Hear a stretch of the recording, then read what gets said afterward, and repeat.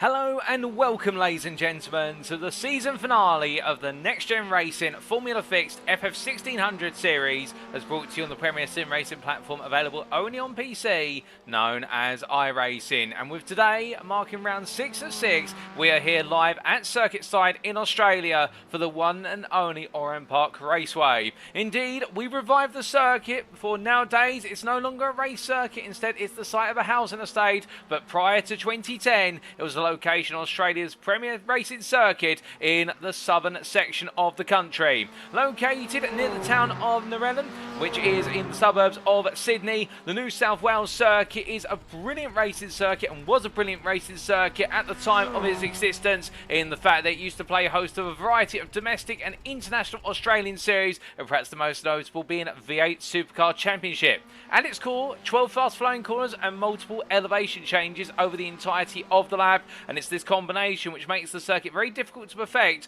but get it right and you may find yourself coming away with victory for the simple reason you're able to break away from the pack and not have to look in your rear view mirror. Plus the fact there's only one extended straight in the circuit, it means overtaking opportunities come all the way down to momentum based racing, and if you're able to steer clear on the brakes and make sure not to allow the opponent behind you to catch up, then you're going to feel safe in the run from lap to lap. However, even the smallest of mistakes and you'll find yourself vulnerable in the run down towards turn number 1, or alternatively under braking into one of the heavy corners around here, heavy braking corners that is, you may find one of your rival drivers trying to send it up the inside. But as we get ready to go racing today in the conclusion of the championship campaigns for our drivers, and we have all 3 championships still wide open, whether it be in the overall drivers championship, the pro drivers championship or the prime drivers championship, we say welcome to you all tuning in live from either of the 3 media platforms available to you. That's the 2 official Next Gen Racing media platforms, and those include YouTube. If you go to youtube.com and search for Next Gen Racing, you could be tuning in there. Alternatively, if you're a Facebook user, you may be tuning in by facebook.com/groups/Next Gen Racing. And lastly, on the unofficial broadcast being brought to you on Twitch, that's at twitch.tv/TX141. Now we'll come on to who TX141 is very shortly, but before that, let's come on to our schedule for today. Times in British Summertime, that's BST, or Universal Coordinated Time +1, UTC +1, and as we can see, in just under 18 minutes time we make it away into our final qualifying session of the season. 15 minutes, all the drivers out of the circuit and looking to set their best possible lap time to set themselves up for success in our first race of the day. We of course have 2 races for our drivers. We start off with the short sprint, 15 minutes in duration, kicking off at 9:15, and after that we'll take a brief breather before returning at approximately 9:10 for the build up to the long sprint, race 2 of 2, and our final race of the season, 20 minutes in duration, and there with a 5-minute extension to the race duration, it could prove to be a great test of stamina as well as consistency and outright pace. But coming back to who TX141 is and who's in the commentary booth, will allow me to introduce myself. My name is Paul Walsh, also known as TX141 or Brit of the Spit, depending on what media you follow me on, and I will bring you all your racing action today. And indeed, there's been a story to tell over the course of the whole season in this league that's been brought by Next Gen Racing, completely free of charge for all entrants. Indeed, the entire series is being run at no cost to the drivers, and it's fantastic to see so many drivers taking part round after round. We must bring it all to a close today, and let's give you a recap of the season thus far. We're starting off with the calendar. We began all the way back on the 27th of April in the British circuit of Oran Park. There in round number 1, we got things underway, and it was the rise in particular of Chris Knox overall in the pro class who really demonstrated the outright pace needed to control the FF1600 machine. In round number 2, we made our way over to the United States of America, and in particular the Lime Rock Park circuit, and there at Lime Rock on the 4th of May, it was battles aplenty and momentum-based racing at its finest for our FF1600 drivers, with the Lime Rock Park circuit ready requiring our drivers to absolutely be bolted on with regards to throttle application and return to full throttle as soon as possible. And in round number 2, we saw the rise of the rivalry in the prime class between Mark Sykes and Callum Jenkins, which really has been the story of the season in said class. And in round number 3, we brought it live from circuit side at the Tsukuba circuit in Japan, and there on the 11th of May, we got to see fireworks aplenty as it was the battles up and down the field at the tight and highly technical time attack circuit. But in particular, in race number 3, we got to see Daniel Lewis fend off the charge from Chris Knox to take his first win of the season in the second race with the reverse grid in effect. Then in round number 4, we kicked off the second half of the season with no mid-season break, and on the 18th of May, it was a return to the United States of A with the Laguna Seca Raceway. And on the American West Coast circuit in the state of California, we got to see many a driver get it right and plenty get it wrong, and perhaps the most notable mistake coming from our fastest man of Chris Knox, making a major error in race number 2, costing him dear points. Meanwhile, the calm, cool and collected consistency of the fellow Chris in the pro class, that being Chris Midmark, seeing Midmark notch some major points and bring himself back into contention for the overall and Pro Championship crown. Then last time out in our penultimate round of the season, in round number 5, it was the Rudskogen Motor Centre in Norway that enabled us to go racing once again, and on the 25th of May we got to see plenty of battling despite a depleted field of only 8 drivers, and it was the battle between Chris Midmark and Jamie Dory that really dominated our screens in race number 2, and we got to see some brilliant battling throughout, but in the end Chris Midmark absolutely maximising the points and starting to get himself right back into the thick of it and bringing himself on a level footing versus Chris Knox going into this season finale. But we can also need to talk about the fact that with the results that went the way of the Pro-Am drivers, we now have a Pro-Am Championship that's got a three-way fight, because the two names of Mark Sykes and Callum Jenkins were joined by the name of Daniel Stillman last time out, and Stillman's consistency, despite his lack of pace in qualifying, definitely proving critical. But now today is round number 6, and it's live from the 1st of June 2023 at Oran Park Raceway in Australia. And as we get ready to bring the curtain down, let's also give you a recap of the championship standings. We start off with the overall Drivers' Championship, and here we can see that Chris Midmark still leads the way then after what was a brilliant run at Rudskogen. In fact, we should correct ourselves by saying jumping into the lead of the championship after leading the way at Rudskogen, and 198 points to 161 of Chris Knox. It does look as though for Midmark it could be a formality. We are waiting to see if Knox is able to make it to the grid, but if not, Midmark does have a sizable points advantage, and then it will come down to whether Knox, if he's able to attend, is able to usurp the charge of Midmark. Alternatively, can Daniel Lewis pull off an absolute surprise, and Midmark would need to drop some major points for Midmark not to take the crown. Outside the top 3, Isaac Dover in P4 on 130 points. He's still trying to hunt down a top 3 finish, albeit with a 17-point deficit to Daniel Lewis. He's definitely going to need to play catch-up very quickly. And then Jamie Dory a further 12 points behind. We can see the battle for the final spot of the top 3 is definitely wide open at the moment, and we could even see Chris Knox being moved down into P3 should Daniel Lewis bring the results home. But Isaac Dover and Jamie Dory are both chomping at the heels of Daniel Lewis, and who out of the 4 drivers there will be finishing the runner-up versus P3, and then outside the top 3 but within the top 5.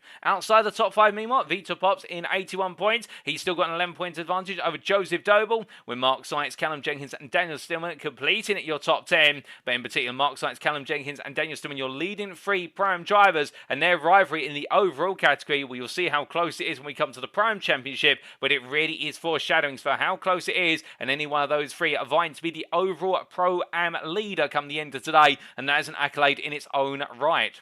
Best of the rest in P11, a further 5 points behind. It's Adam Delmont there, and right now trying to break his way back into the top 10, but Daniel Stillman do everything he can to prevent Delmont from coming back through, and it's Jason Cooper in P12 after what was a brilliant run in the season opener at Oran Park, much like with Chris Knox, albeit Cooper absolutely on fiery form. And after the first round of the season, we haven't seen too much of Cooper since then, but we do wish him well, of course, as Gareth Williams P13 on 53 points, only 1 point off of Cooper, and not able to make ground in the last couple of rounds. Connor Miles and Nick Clemens complete your top 15, with Connor Miles continuing to go for strength to strength, and Nick Clemens continuing to find mixed results every round he attends. And then Alan McCain P16 ahead of Josh Brown, with Daniel Lewis, Lars Fisher and Stefan Vessels completing your top 20. And outside the top 20, well, that's our top 20 in the overall standings. Let's come on to the Pro and Pro-Am Championship standings, and these are perhaps the ones that are a little bit more dicier.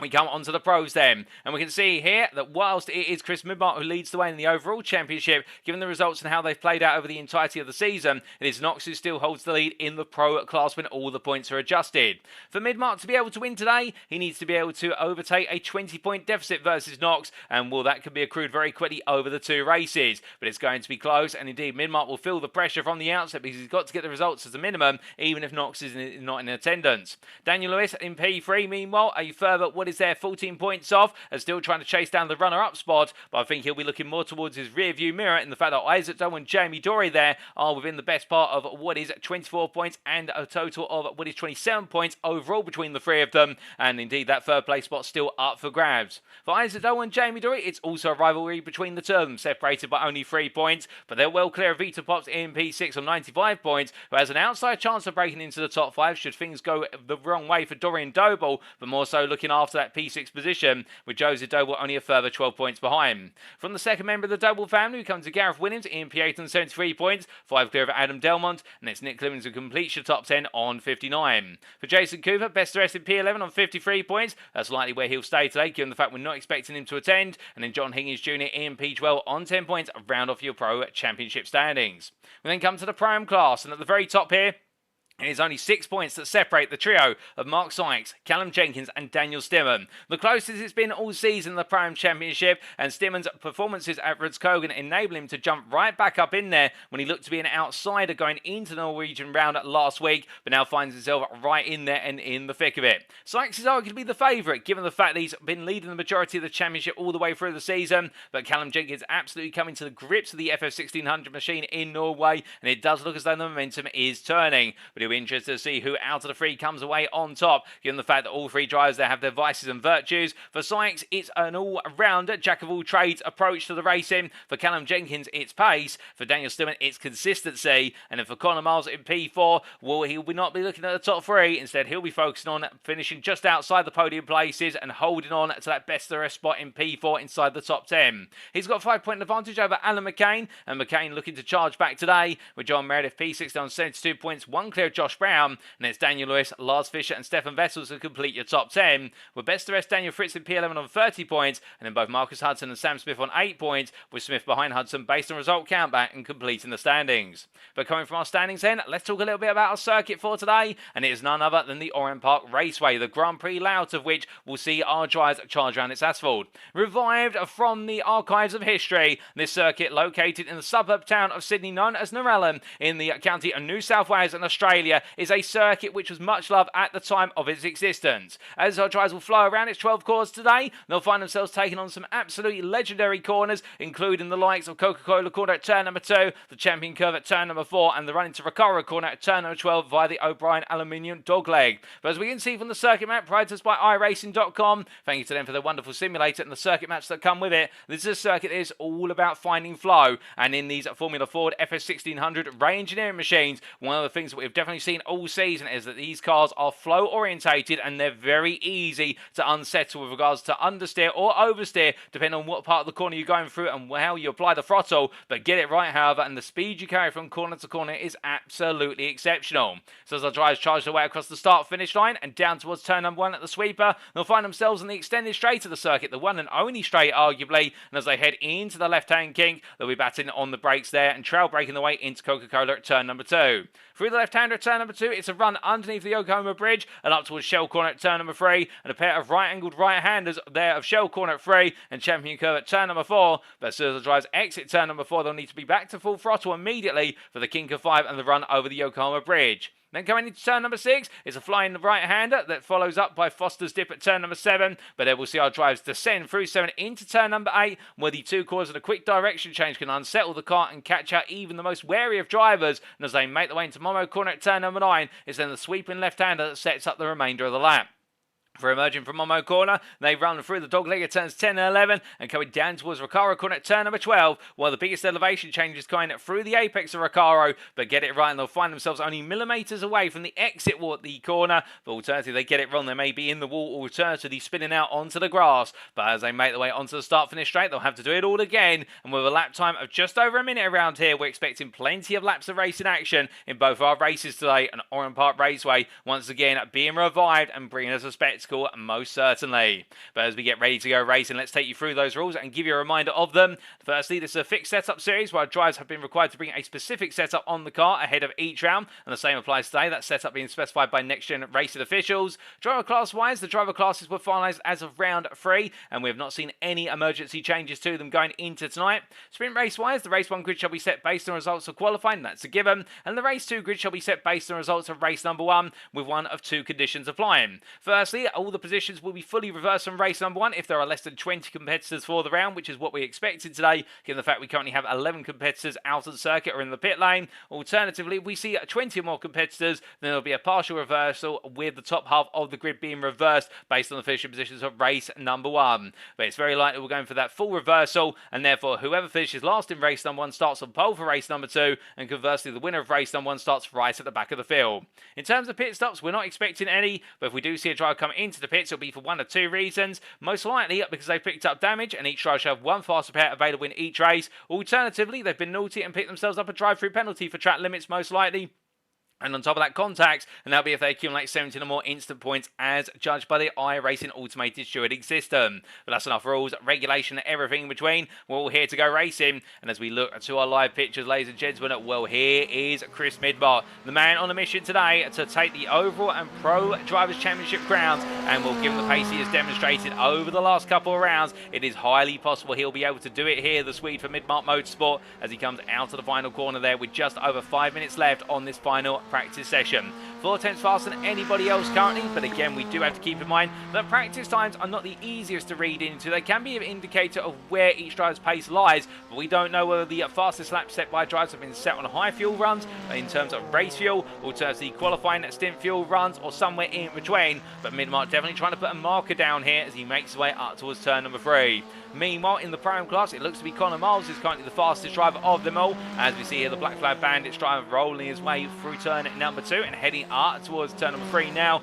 coming under the bridge there. And we've seen him arrive quite late in the season, arriving in the second half of the championship. But at the same time, whilst he's only had limited track time in the series, he's definitely making his mark and continue to do so today as he comes up through the right-hander there at turn number 4. But looking to other championship belligerents in the Pro class, well, here is the team hard driver, Callum Jenkins in the number 19 car. And, well, of course, he knows he's got it all to do today to try and find a way to just get one step ahead of both Mark Sykes and Daniel Stimmen, with Stimmen in the pit lane currently and Sykes out of the pit lane and in what is the external paddock at this time. But as we do look from Jenkins to Stimmen, well, here he's parked up, the privateer from Rossum's Universal Robots, and the number 75 driver from the Czech Republic getting himself set and composed. I think focusing right now on just thinking about the mental state of the racing, as we look to Daniel Fritz, who's also made his way into the pit lane, and the Whiskey Runners racing driver here, a bit of a late arrival, but arriving on his home territory circuit. And well, could that give him a little bit of a boost to his racing, or will it be a little bit of extra pressure? Because of course, when you're racing at one of your home circuits in your home country,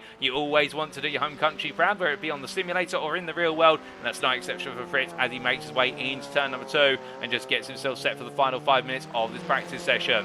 But as we look from him to Daniel J. Lewis in the Pro class, the privateer from Welsh M Sport, making his way up through 10 and 11 through the dog leg now. And as he comes from right into left, you can see that quick fire direction change chicane before he breaks way into Recaro. We do say hello to a good number of you in the YouTube chat, and in particular we say hello there to Arctic 2 Gaming, who is Connor Miles, who's taken a brief moment to say hello and has said, I hope you've had a good week, can't wait to see how the race turns out. Also got a little tribute to my team for getting in the final for the Conference Europa League, and we do look forward to seeing that on the car, Connor. And I've had a great week, thank you. I'm very pleased to be able to bring all the racing action today from Oran Park Raceway live rather than the post-round broadcast, because it's never quite the same no matter how close we try to get it to live, as we see Daniel J. Lewis there getting it very wrong through turns 1 and 2 and just dipping a wheel onto the gravel, and the car being sent on the round. He's had to be towed to the pit. But meanwhile, we do look to Joseph Doble here, the Doble Sim racing driver, the older brother out of Joseph and Isaac Doble, if my memory serves me correctly, with the Doble family consisting of the 3 brothers of Mikey, Joseph and Isaac. Mikey we did see earlier on in the season, but not able to make this round. And meanwhile, we have seen Joseph and Isaac in the majority of the rounds, if not all of them, both have been staples to the paddock. And fantastic to see the Doble brothers racing once again, both of them in the Pro class. But as we also say hello there to Matt Barnes in the YouTube chat, who is cheering on Connor Miles, and great to see their support for the Black Flag Bandits driver as he gets himself set.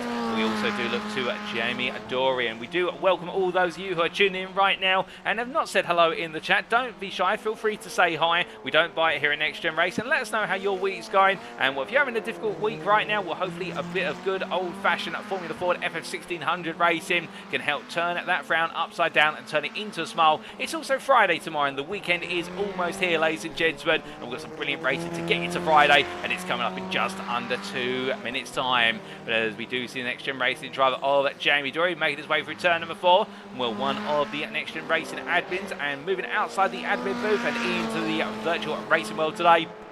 And as he gets to grips with the FF1600 machine, and we have seen Jamie Dory have some great successes, but also some major misses over the course of the season where it's gone wrong.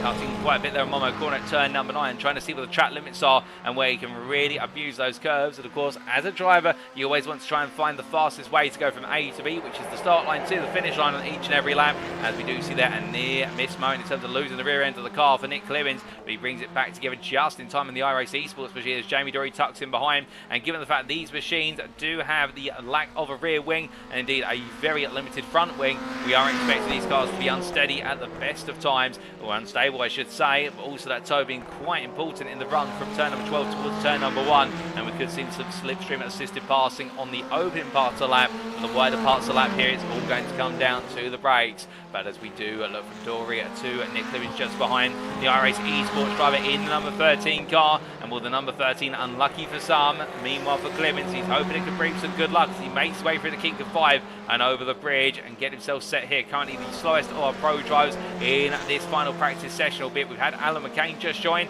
another member of the iRacing eSports team family, as we see McCain making his way on out here for a warm-up lap. He will not be able to finish that lap given the fact he's just gone through turn number 2. I think just making sure that all the settings on the car, the steering wheel and the pedals are all cooperating. You do want to try and get one quick lap in before you go in to qualifying, just to make sure your head's in the right place and the car and the virtual equipment is all there ready to go. But as McCain makes his way through turn number 4, we look from him back up to our pro drivers, and in particular to Joseph Doble as he makes his way through Momo at turn number 9, and the Doble Sim Racing driver there was 4/10 of a Midmark's fastest time in practice. So practice is complete, ladies and gentlemen. It does seem to have gone the way of Chris Midmark, but that's only the very early stage of the story. And now we move on to qualifying. Who will be on pole? Let's find out. So as our drivers make their way into their cars and exit the pit lane in quick succession, it is lights out and away we go for 15 minutes of qualifying. And well, the big question is not just who's going to be overall pole, but who is going to take Pro-Am poles. We see the conglomeration of Jenkins, and what was also doing, in fact, Jenkins going straight on there and deciding to take it back to the pit. Not quite sure what happened there for Jenkins. Was there an issue with his equipment? He couldn't turn the car, or did he decide, in fact, that he'd come out a bit too soon? Perhaps picked up a speeding penalty on exiting the pits and has decided to return and get himself set once again. Well, as our drivers all flowing through, we look to the chat and see that Matt Barnes saying it's his birthday. So can't my team run up Connor, doing the team proud each week. And well, it's great to see there's some support for the Black Fat Bandits driver. And well, happy birthday to you, Mac. And I hope you've had a great day on your birthday. And we're very pleased that you've been able to give up a little bit of time on your birthday to come and tune in this evening. But as our drivers make their way on around, what can we expect in this qualifying session? Well, perhaps one of the big questions is, can we expect Silverstream to play a major part in this qualifying session?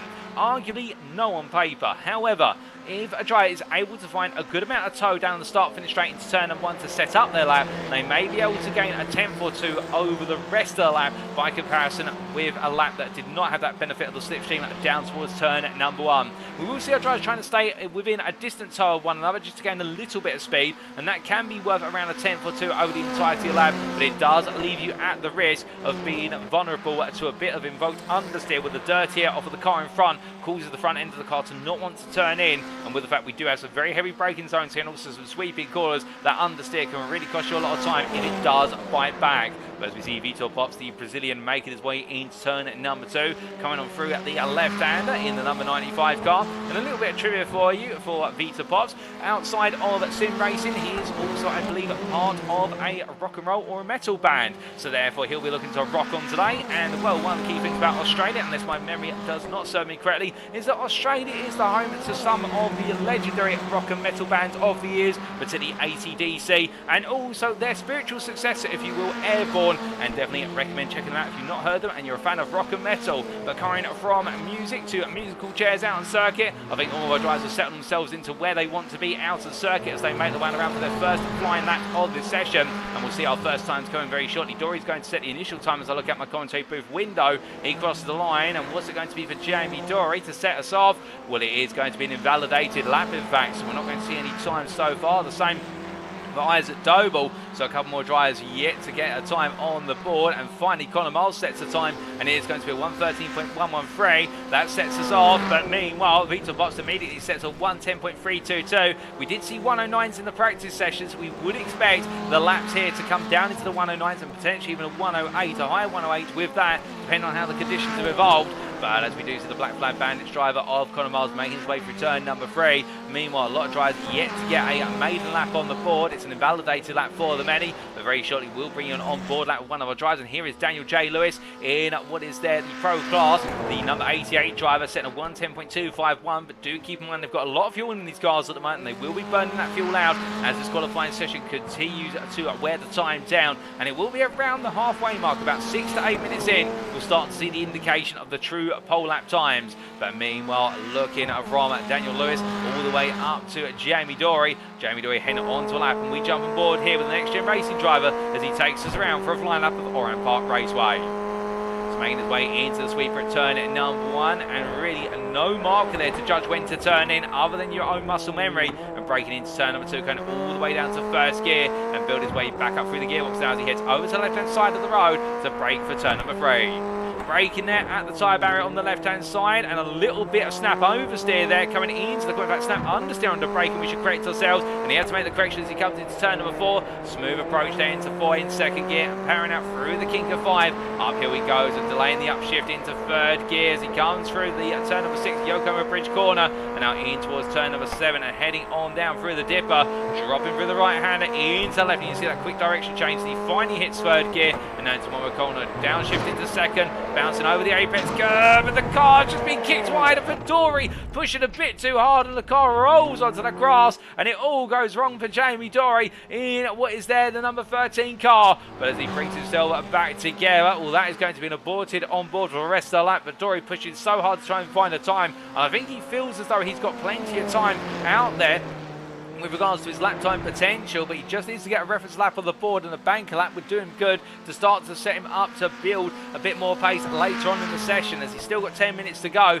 but that time does very quickly fade away. Meanwhile, Daniel Stillman making his way there out of what is turn number 3 into 4, through the right-hander he goes, and as he comes up the hill through the kink of 5, yet to get a time on the board. The same for 2 other primes in the form of Fritz and McCain, but coming for the right-hander at turn number 6, not using all the road space there, and finally using the whip to turn into 7, as he comes to the right into left, keeps the car nice and steady as he heads up in towards Momo corner. It does seem as though turn number 9 and one of those corners that catches a lot of drivers out, because the problem with the exit curve in particular, you don't quite see it on that camera angle, you see it from another angle later on, is the exit curve drops away from the circuit very sharply, and when these cars do drop onto that exit curve, it does mean that the right hand side of the car becomes heavily unsettled, and then the left hand side of the car has to do extra work and excessive work in order to enable the car to point on the straight and narrow, and that's where cars start to want to oversteer naturally. As Stewart makes his way up towards turn number 1, it's a 1:11.177. That puts him P7 for his first lap that's been set on the board. Alan McCain sets his first lap as well, 1:11.386,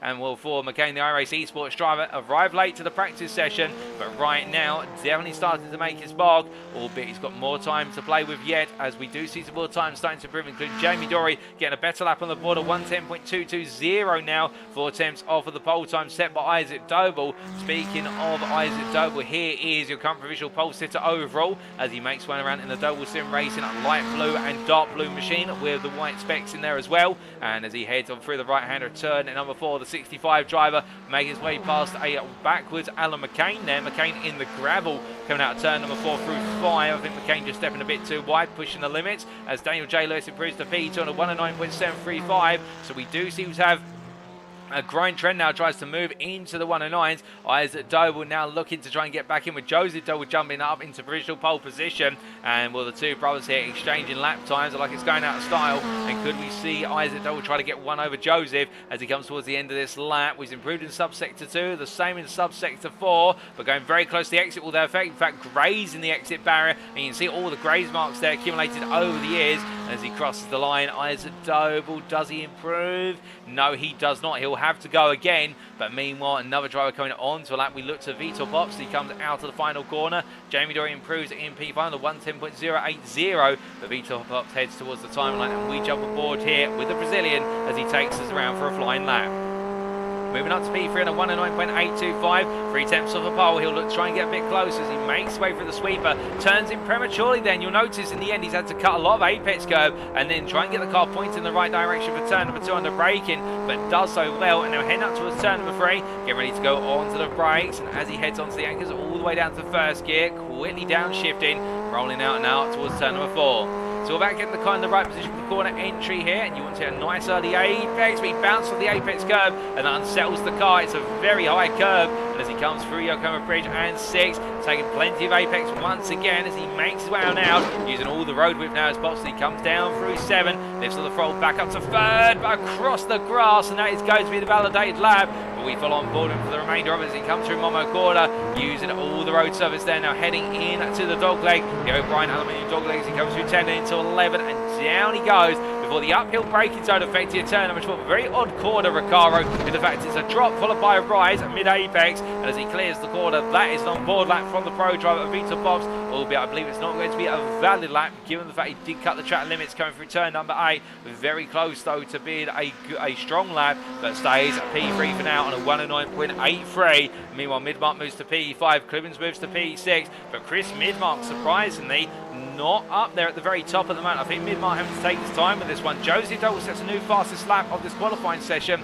of 109.427, 600s faster than Daniel J. Lewis, but it does look as though in qualifying everybody bringing their A game across the two classes, and it is exceptionally close in the Prime class as well. And the fact we have Callum Jenkins P8 overall, he's your current provisional Prime pole sitter, and then only where's 200s behind him is Connor Miles P9, with Daniel Stimman in a whole second off, and Mark Sykes only 400s off of Stimman. It looks as though Callum Jenkins is finding the pace here today in order to take the championship away from Sykes, and well, it's going to be a late turn in the championship, but this is exactly the momentum and the motivation that Jenkins will need going into the first race of the day if things stay as they are. But as we continue to see him making his way in towards turns 7 and 8, and rolling off the corner apex is there, very smooth indeed. Chris Midmark making his way into the pit lane and now leaving the pit, and in fact not going into the pit lane. That's an error on our timing sensor, but Clivins goes for visual pole now on a 109.356. Midmark improves to P4, so it looks as though the pole time now, the target pole time, is a low 109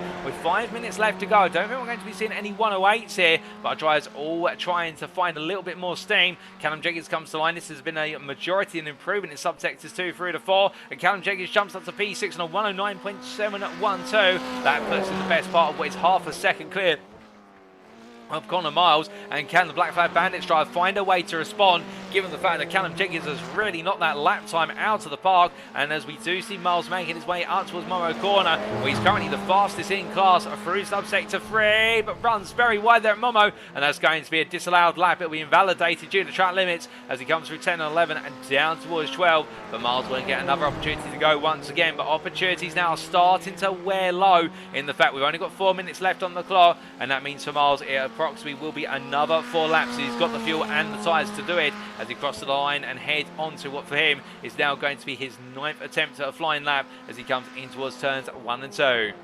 But as he breaks his way through the sweeper and Coca-Cola, meanwhile we look to our fastest man on circuit at the moment. That's Nick Clibbins on a 109.356, and well, he's not the fastest all the way out there in the fact that Josie Dole's found the best sector time in subsector 2. Clibbins getting it wrong there for turns 1 and 2, with Vita Box going a bit slowly through the corner, but meanwhile going on a personal best, and also the 2 best subsectors of 1 and 2 so far. Isaac Doble, as he makes his way through turns 7 and 8, coming towards the end of subsector 3, Isaac Doble could be onto a stellar lap. He sets a personal best in subsector 3, not quite the best of his qualifying session, but he's only got now 3 quarters remaining as he makes his way through the dog leg, coming over the rise and into the fall. Does not improve in subsector 4, so it's all going to come down to this final corner and what he's been able to achieve in the first 2 subsectors. But could Isaac Doble jump up from P5 towards pole position? He comes towards the timeline. What's it going to be for Isaac Doble?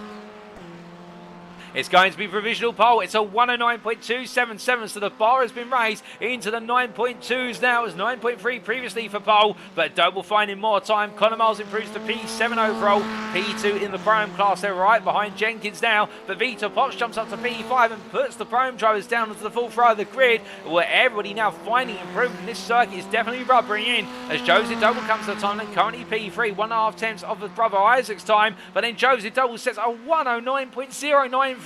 Well, perhaps those high 108.9s are going to be a reality here. Josie Doble getting quite close to breaking into the 108. But we are close to the end of the session, but that is almost 2 tenths faster than his brother. It looks like it's going to be a Doble lockout on the front row of the grid. Meanwhile, still improving is Daniel Stimman, P11. Prime driver P4 right now in class, and as he comes down through 10 and 11 in towards 12 he goes, not using all the road width naturally, but having to point the car through Recaro, and as he comes out of the corner, 2 minutes left on the clock. This could be an improvement here from P11. Can he break back into the top 10? Well, he has got 7 tenths to go. He improves by 2 tenths to 110.697, but he is still quite a way off of the mark of breaking into the top 10. It's still there just under half a second to Alan McCain's P10 time. But as our drivers continue to bring things to a close, Chris Midmark is perhaps the biggest shock to the senses here as he comes across the timing line. albeit with the absence of Chris Knox, all he needs to do is bring the results home in the 2 races, and he will be the pro and overall champion to go with it. But as he crosses the timeline, it's a 109.600 flat. It's not an improvement there for Midmark, but I think it'll all come to him in the race, given the fact he has proven to be one of the most consistent drivers in the pro class by a country mile, in terms of the fact he just seems to be unaffected by mistakes compared to others. But as he makes his way on through, meanwhile we look back to Jamie Dory, currently the lowest of our pro drivers, down in P9 on what is a 110.05. He's just set that lap, but Dory not able to find enough time, and he will be in isolation and separated from the rest of his pro class by the primes of Miles and Jenkins. But still 2 more laps available to him, including this one, because keep in mind, when we see the clock strike 15 minutes, we do have overtime rules in effect, which means our drivers are permitted to finish the lap they're currently on if it is a fast lap. And as we see Dory making his way up through Momo Corner, keeping it nice and tight. It's the apex curve, smooth run out. Well, it's definitely looking to be a better lap as Conor Miles comes across the line. Does not improve. Callum Jenkins in the pit lane. He thinks he's got it done for pole position in the prime class P7 overall, albeit I wouldn't be too confident about that given the fact that Miles is less than half a tenth off. But I had to wait and see. But Dory heading towards the timeline. He's improved in the second half of this lap. Will it be an over improvement, however? And Dory does improve, but it's not an overall position improvement. He's still in P9 on a 109.851 now. He is practically a tenth off of Miles' P8 time.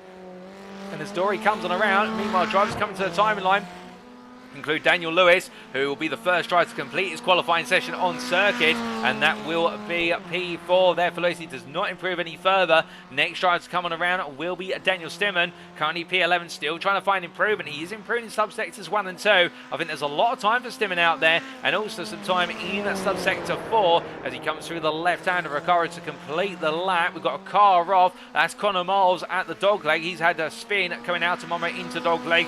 Meanwhile, Stimmen coming across the line. And can he improve a bit further? No, he cannot. But meanwhile, what about Isaac Doble, who comes on through to complete his qualifying session? It's another brush with the wall. Isaac Doble will power on through and take the line, but I think this will not be an improvement as a result. And for Isaac Doble, it is not an improvement.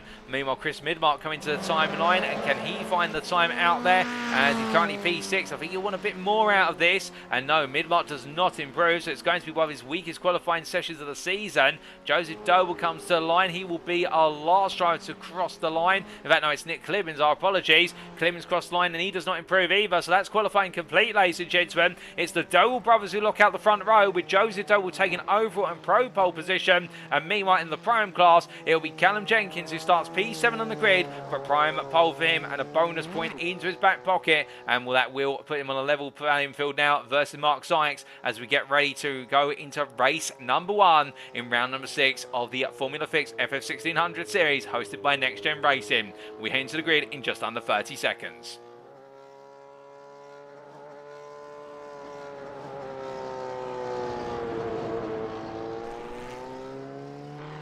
In terms of surprises in this qualifying session, Midmark definitely there, P6, unexpected, but also Sykes down in P13. But I have to see if they can make amends in the race. But as we transition over to the race, this is how they'll line up on the grid for our first race of the day.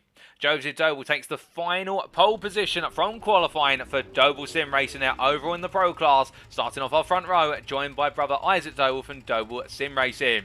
Nick Clemens, P3 for iRacing Esports, starts off our second row of the grid, and he's joined by the privateer of Daniel J. Lewis of Welsh Motorsport, with atop starting off the third row of the privateer, and the Brazilian being followed up by Midmark Motorsports' Chris Midmark. On round number 4, it's the prime pair of Callum Jenkins from Team Hard, who takes prime pole, and Conor Miles for Black Flag Bandits, in a close battle between them in qualifying. And then Jamie Dory starts off the 5th row for NXTGEN Racing, with iRacing Esports' Alan McCain completing your top 10.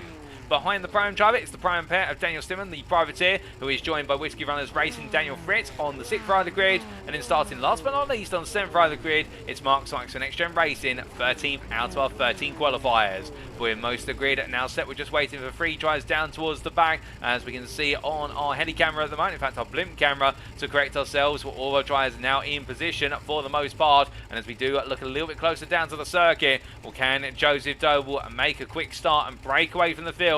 Or will it be his brother from Doble Sim Racing of Isaac Doble, who finds a way to get the run down towards turn number 1 and get things done quickly? It's definitely going to get close. It may get a little bit personal between the brothers, but of course a bit of spice at the end of the season. You can't count it out. And as they get ready to go racing, well, Alan McCain, our last driver, yet to get in to his spot on the grid. But most of the grid are now set there, as we see from the distant camera. And as all our drivers get get themselves prepared. We are only 30 seconds away from the lights out procedure. And now we await the lights. 1 red light, 2 red lights, 3 red lights, 4 red lights, 5 red lights. And it's lights out and away we go for the first race of the day here at Oran Park Raceway as our drives get underway for 15 minutes of racing action. Joseph Doble gets a good start. Isaac Doble not able to match him in the run down towards turn number 1. Nick Clemens having the strongest start out of the top 3. And as they make their way through the opening corner, Vita Pops meanwhile being passed there by Daniel J. Lewis and taking 2 wheels to the grass. But he brings himself back onto the road as they all make their way through turn number 2 safe and sound and charge their way under the bridge. But at the top 3 you can see they're starting to break away immediately. Albeit Daniel J. Lewis trying to get close. Jamie Dory having to go around the outside there versus Chris Midmark trying to gain a place early on. Midmark defending hard here as they make their way in towards turn number 4. And Callum Jenkins taking a snipe up the inside as Dory gaining 2 places off the line through the first 2 corners, but now losing at 1 place. He's gaining return as Jenkins retaking that P7, or is he, as they make their way over the bridge. Jenkins on the inside, Dory on the outside. It's going to be 2 wide coming into turn number 7, but it naturally tightens up at turn 7. Apex here coming through the dipper and into the King of 8. And Callum Jenkins regains the place for now as they make their way up into Momo corner, but meanwhile Mark Sykes launching it well off the line, gaining 3 places overall. And as he makes way out Momo, we've got Callum Jenkins off the road there, and meanwhile Sykes now getting closer to his main championship rivals. They head down towards Recaro corner. Well, Jenkins afterwards a lightning start, now finding himself falling back into the clutches of his Brian Beers as they come towards the end of lap number 1. But after 1 lap of racing, it's Joseph Doble who leads by 8 tenths of a second ahead of Isaac Doble. And Isaac Doble in a side-by-side battle here for P2 versus Nick Clemens, who looks to go around the outside as they make their way through the sweep. But Clemens onto the gravel. He gets the car back onto the tarmac, but it's too late and Clemens goes to the tyre barrier. Although I think he's just got the car caught in the gravel. He'll bring it back together. We'll get a replay of that very shortly for you. But meanwhile, as we look here, Isaac Doble P2. Daniel J. Lewis now P3 ahead of Vita Pops P4, followed by Chris Midmark P5. Jamie Dory P6, then Callum Jenkins, your prime leader, P7. As he makes his way into the right hand at a turn at number 4 once again. Connor Miles P8 just behind him, Mark Sykes P9 and Daniel Stewart P10. With Nick Clemens best the rest P11 ahead of Daniel Fritz P12. And we've had 1 retirement, the car failing to make its way onto the grid due to technical issues, and that was Alan McCain. But meanwhile, Joseph Doble's gone around at turn number 7, and the Doble Sim Racing driver, who was comfortably leading, has now got it all wrong and drops down to P11. Well, we've got quite a bit of drama on lap number 2. Lap number 1 was relatively sedate, but lap 2, it's all blown wide open in terms of the racing, and we'll get some replays of what happened very shortly. As meanwhile, Vita Pops taking a look up the inside of Daniel J. Lewis, but Lewis there defending well as they make their way out to the corner, and we look back from the rear of Lewis's machine as they power their way down towards turn number 1 for the 3rd time of asking. Well, Vita Pops with that little move to the inside cost himself dear, and Chris Midmark now taking a little look into the sweeper, can't quite find it as Lewis there goes a bit deep, bit of understeer through turn number 1. He's still battling with the car through 2, albeit we can't quite see it from his on board, but looking back you can tell by the fact he's missed the apex of the first 2 corners quite visibly. And as they head into turn number 3, I think Lewis struggling a bit right now with the dirt here of Isaac Doble in front and going wide there, and I think that dirt here more and more affecting his ability to take natural racing lines. But as the top 4 roar their way out of turn number 4 and over the bridge once again, you can see the gap between them and Jamie Dory in P5 now in the region of which 2 seconds, and this top 4 breaking away for the time being. But I'd imagine once they start battling hard, they're all going to bring the rest of the field into contention with them.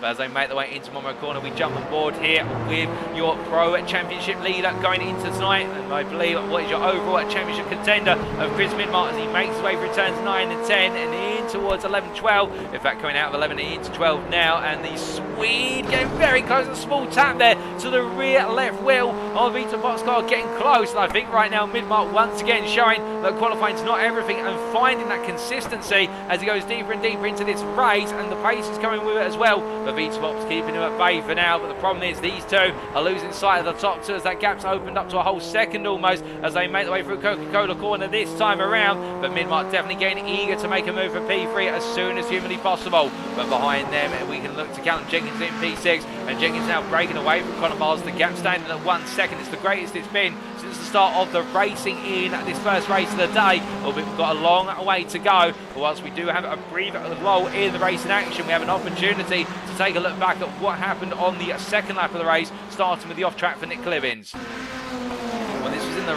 run down towards turn number 1, and Clemens there on the outside, just getting too greedy with the speed, and also outside line, and in the end going to the gravel, and Daniel Fritz following him off the road there. In fact, Fritz, I think, in a bit of contact with potentially Daniel Stillman. We'll take a look back at that from Fritz's perspective as he made his way down the start-finish straight. On the inside here, turns in and loses the car from our camera's perspective, and I think that Stillman would not have been going through as he was if there'd been contact between them. So I think Fritz carrying too much speed for the turn 1 apex. He brought it back together, and then we had what happened to Joseph Doble from the lead of the race. This was the onboard from Joseph Doble's perspective, going into turn 7 and just bouncing there off of the entry into turn 7. The exit curve as is catching him out with regards to the change in the gradient of the road and sending the car around. Well, completely unexpected. We take another look at that from what's the exterior cameras, and it's just the exit curve. As he rejoined from the exit curve, the rear left tyre gripping up with power application onto the tarmac, and that's what sent him round. But as we return to your live pictures now,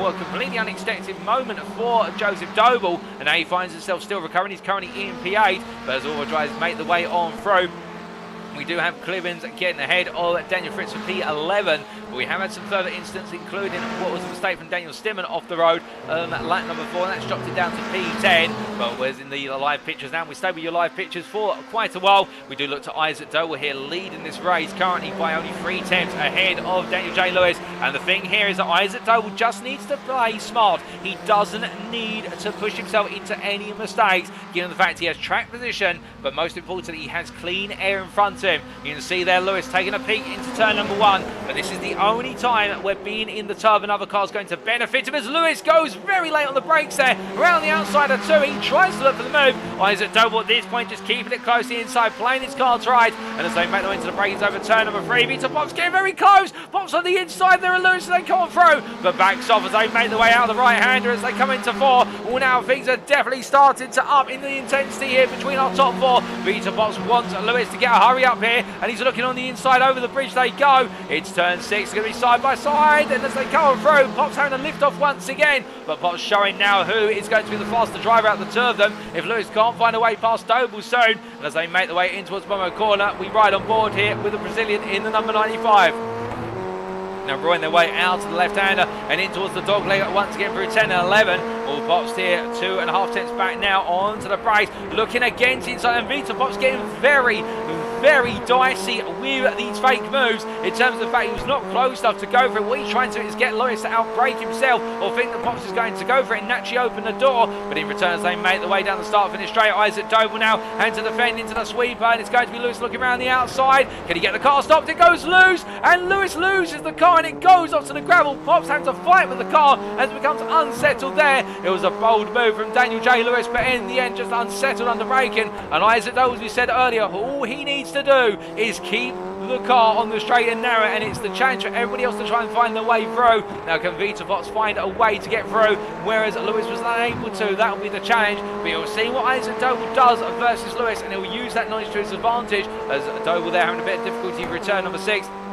The rear of cars sliding lows, and these cars so prone to oversteer through sweeping corners as they make their way through turn number 8 and up towards 9. But as they roll their way through, what was the top 4 battle for the win now becomes the top 3 battle, as we do see Chris Midmark trying to inch closer and closer to the back of Pops, and Pops here now under major pressure. Midmark all over the back of his rival, and I think Midmark here may have just been sitting on his laurels for some time in terms of watching the leaders race and stay close to them, but Jamie Dory's almost within 1.5 seconds, so he'll be getting the distant toe on the run down the start finish straight, albeit it's going to be side by side here as they make their way into the sweeper. It's going to be Pops on the inside, Midmark on the outside. Midmark will try and go all the way round on the brakes, and in the end he can't quite get it done. Pops defends well, but this gives Isaac Doble some breathing room. It gives him a 1/2 second advantage as they make their way under the bridge, but as they head up towards turn number 3. Meanwhile, we look from them back to Callum Jenkins, your prime leader in P5, the team hard drive, feeling very comfortable, but meanwhile it's all gone wrong, and that is, I believe, Chris Midmark and V8 Pops are coming together, and Jamie Dory's coming to the scene of the incident and being collected by it. Well, we'll have to take a look back at that very shortly, but Dory and Pops getting themselves back up to speed once again, but I think there's a bit more to that than meets the eye, and what exactly happened we'll find out very shortly. Indeed, we'll replay, but just before that, Mark Sykes right now trying to make a further recovery in this race for NXTGEN Racing P11 and behind Nick Clemens, but his target will have to be getting past Daniel Stimmen as a minimum, who's in P9, as right now Callum Jenkins will be taking the Prime Championship lead going into the second race of the day, and where things continue as they are, Jenkins will be looking very comfortable for potentially snatching the crown away come the end of the second race, albeit the reverse grid still to play out. But still in here trying to hold Clemens at bay as they make the way in towards the dogleg they go, and through the right into left as they get set and down in towards Recaro corner. We've also got a further incident up the road, I believe, at Jamie Dory spin out at Recaro. We've also got Vita Pop stop the road, where it seems though the two of them may have had to come in together, and well, we'll have to try and find out what's happened between them. But meanwhile, focus on this battle between Clemens and Stimmen. Will Stimmen tucking into the tire Clemens, in fact, having to be a bit more cognizant of the fact that Sykes is trying to find a way and through, but in the end they all stay as they were, and Clemens right now holding on to a P7 ahead of Stimmen and Sykes, and they have been promoted to places with the incident involving Pops and Dory. Moments ago with Dory in the pit lane taking repair work to the car. But we do have the replay of the incidents that occurred. We start off with the first incident at turn number 3 on the previous lap between Pops and what was Midmark, and here it is. As they made the way out of turn number 2 and charged away into 3, so Pops is ahead and Midmark behind. Now under braking, I think Pops has lost the rear of the car, and Midmark collects him slightly. Well, Midmark couldn't go anywhere, and then, well, coming into the city instant, Jamie Dory just comes roaring in and gets caught up on the car of Pops as he made his way through. They disconnected in the end, so that was the first incident, and then the second incident at the end of the lap. This was in the run up towards what was Recaro corner. We start off the replay footage. Pops looking for the run here on the inside, gets a good run under braking, and well, in the end, under braking, straight lines of the braking to a degree, and collects Dory, and the pair of them go round together. That's going to be a difficult one now. I think both drivers would argue they had the right to the racing line and racing room was given, but in return that might be one that goes to the stewards post-race. But as we return to the live pictures, Dory's raced out in tatters, being a lap down, having to have the repair work done to the car. Meanwhile, Vita Box is P10, and I think that may be a very limited P10 now in terms of how much further he can go up the order given the damage on the car, as he's yet to repair it. But Stimmen versus Sykes as we return to our live pictures, as Sykes now in the ascendancy as he tries to go hunting after third place in the Prime class, currently held by the privateer in the 75 car of Daniel Stimmen as they make the way over the bridge. But charging on through, we look back from the rear of Stimmen's car, and Sykes definitely finding his pace, albeit going a bit deep. They're going through 6, but that's the dirty air taking the effect of the car as they make the way through the sweeping section of the course. And this is where the dirty air will feel most pronounced in the run through turn 6 up towards turn number 12, as all these corners in quick fire succession, those direction changes, the right into left and left into right, really also helping, I would say, that understeer and toe come into effect. But as I try to make the way through turn number 12, Stimmen there opening the gap up to 1 second. That just goes to show you how much of a change it is to try and follow close as they power their way down the start of the straight. Meanwhile, we look from there to your race leader of Isaac Doble, now 4 seconds clear with Chris Midmark in P2, and Isaac at this point will be feeling as though he's going to gain one of an advantage in the battle to be inside the top 5 of the championship when it's all said and done in the overall pro class. But meanwhile for Chris Midmark, a second place is all he needs right now in order to make sure he's leading both the pro and also the overall championships going into the final race of the season. And with the absence of Chris Knox, all he'll need to do then is bring the car home, and he'll be crowned overall pro champion as he makes his way through Momo corner. We'll head up the rise now through the dog leg. He has got Callum Jenkins approaching fast, and Callum Jenkins in fact absolutely charging on here for a maiden overall podium, as well as what will be a win in the pro class. But he goes deep there, Recaro, as we see Midmark almost going to the wall, corner exit, and Midmark's got to be careful here with only 2 more laps to go given the time remaining. But Callum Jenkins won't want to spoil this as well. He doesn't want to throw away a potential win, and as they make the way in towards turn number 1, Joseph Doble on the inside of the sweeper there, and I think Jenkins backing off, realising that actually focus on winning the Prime Championship rather than trying to go one step further and take an overall podium. It's of course a nice thing to have, but do you really need it when the championship's on the line? And as they make the way through turns 3 into 4, well, right now the battle for P2 and Midmark may be there on the final lap depending on how this lip goes for the 3 drivers. But Midmark I think in relative control, albeit his pace not quite that of Isaac Doble in front, in fact losing 2 tenths on the previous lap and this lap so far. losing a further 3 attempts over the course of the opening half of the lap. I think Midmark maybe just turning things down at the moment and focusing more importantly on keeping the car alive. And as they make their way through Momo Corner, meanwhile we look back to Connor Miles, currently second place in the Pro Class P6, a bit of a lonely P6, 6 seconds clear Nick Clemens in P7 behind, but meanwhile 4 seconds off of Daniel J. Lewis ahead of him. He is gradually building on Daniel J. Lewis, albeit I think he'll need a bit more time as they make their way up towards the final corner for the penultimate time. But meanwhile, Isaac Doble on to the final lap of the race here in race 1 of 2 today, Oran Park Raceway, and the Double Sim Racing driver just keeping it cool, and all he needs to do is make all 12 of these corners stick in order to take the win here. And it's been some time since we've seen Isaac Doble on the top step. But meanwhile, further behind, we've had an incident for Mark Sykes, and Sykes has gone around on the exit Recaro corner, and the NXTGEN Racing driver there parked up and waited to get the car turned around. He does so now, but what exactly happened? I think we have a quick replay available, and here it is. Making his way into the final corner, turning on through, dips onto the apex curve there as he comes out contact with Vitor Pops, and will Pops try to get the power out the corner, and well, I think that may be a slam dunk for Pops in terms of causing the incident from the camera's perspective, but that's just one side of the story. But meanwhile, Sykes finds himself back in P11 and frustration aplenty down 9. That's going to really hurt his chances of taking the Pro crown at the end of race 2. Meanwhile, Hendon through to take his first win in a long time in this season. Isaac Doble charges down the start-finish straight. It's been a calm and collected race, and Isaac Doble is your winner for Double Sim Racing overall in the Pro class by 4 seconds over Chris Midmark, who holds off Joseph Doble to the line, and that is your top 3 ahead of Callum Jenkins, who brings on over the Prime win and takes the Prime Championship lead with 1 race to go. Daniel J. Lewis P5 ahead of Connor Miles, who very shortly coming through for P6 as second place in the Prime class, and then it will be Nick Clemens at P7 as Clemens rolls his way across the line, and there will be Daniel Stimmen who completes the Prime podium, P8 ahead of Vitor Pops P9, and then Daniel Fritz will come through to take P10, and that will be a full place in the Prime class for Whiskey Runners Racing ahead of Mark Sykes, P11 in the NXTGEN Racing driver. Jamie Dory has already finished the race. He'll be P12 a lap down on the last star finishers. A frustrating race for Mark Sykes, but an absolutely marvellous race. Meanwhile, for Callum Jenkins, and the team hard driver now knows all he needs to do is finish close behind Sykes, alternatively 1 place ahead of him, in order to take the Prime Championship crown. But as he makes his way on around and heads towards the pit lane, coming back to Isaac Doble, an absolutely calm and collected drive from the younger member of the Doble family racing today. Joseph Doble had the pace, but a mistake at turn number 7 took him out of contention for the race win. And then Isaac Doble did brilliantly to fend off the charge from his peers, including Chris Midmark and also what was Vitor Pops, but with all the pressure building, he never wilted under it. And well, can he make it 2 out of 2 in our second race of the day? That'll be the question that will be asked of him soon. But as we now see our drivers make their way into the pit lane, we look to the scenic view, and let's give you a summary of those race results, subject to any insurance inquiries, and here they are.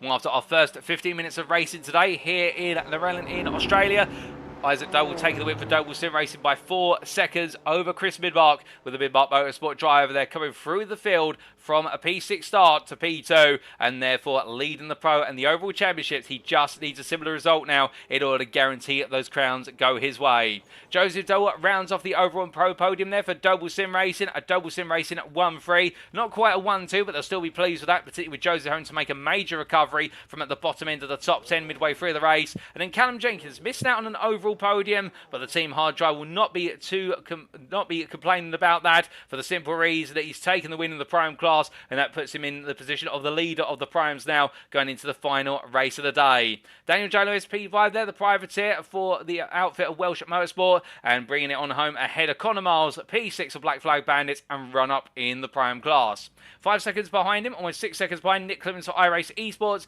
with Daniel Stimmen at the privateer round off the Prime podium of Jenkins, Miles and Stimmen in another calm and collected drive for the Czech Republic driver, and then Vitor Pops and Daniel Fritz completing your top 10. Behind the Whiskey Runners Racing driver, best of rest Mark Sykes P11, and the NXTGEN Racing driver will be absolutely furious for how that race ended, and then finishing a lap down behind Jamie Dory P12 there for NXTGEN Racing, with that early instant with Vitor Pops cost him dear, and Mini has come into the pits for repair work. Alan McCain 13th there, but he classified as a did not start, as he did not make it to the grid due to technical issues with the car, but we hope to see the iRacing Esports driver on the grid for our second that race of the day. Speaking of which, ladies and gentlemen, that was race number 1, but we still got one more race to go. It's the 20-minute extended sprint, and it's coming up shortly. We'll be back in approximately 5 to 6 minutes' time for the build-up to race number 2. Don't go anywhere. You won't want to miss it.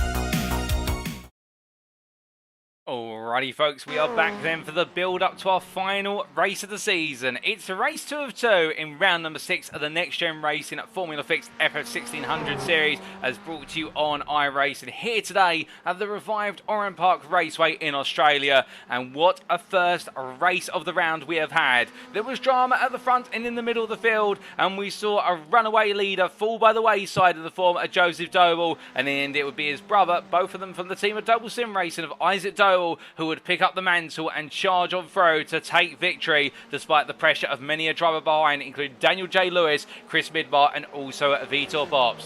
But as we get ready to go racing once again soon, well, the big question of course will be who will be crowned the champions in the three categories after this race. Well, it does look as though in the pro class it is going to be this man, Chris Midmark, who will take the crown for the simple reason that right now his main rival Chris Knox not in attendance tonight by the looks of things, and with his performance to finish P2 in race number 1, Midmark is now leading in both the pro and overall categories, and therefore all he needs to do is bring on home a result in race number 2 and he will be confirmed overall and pro champion.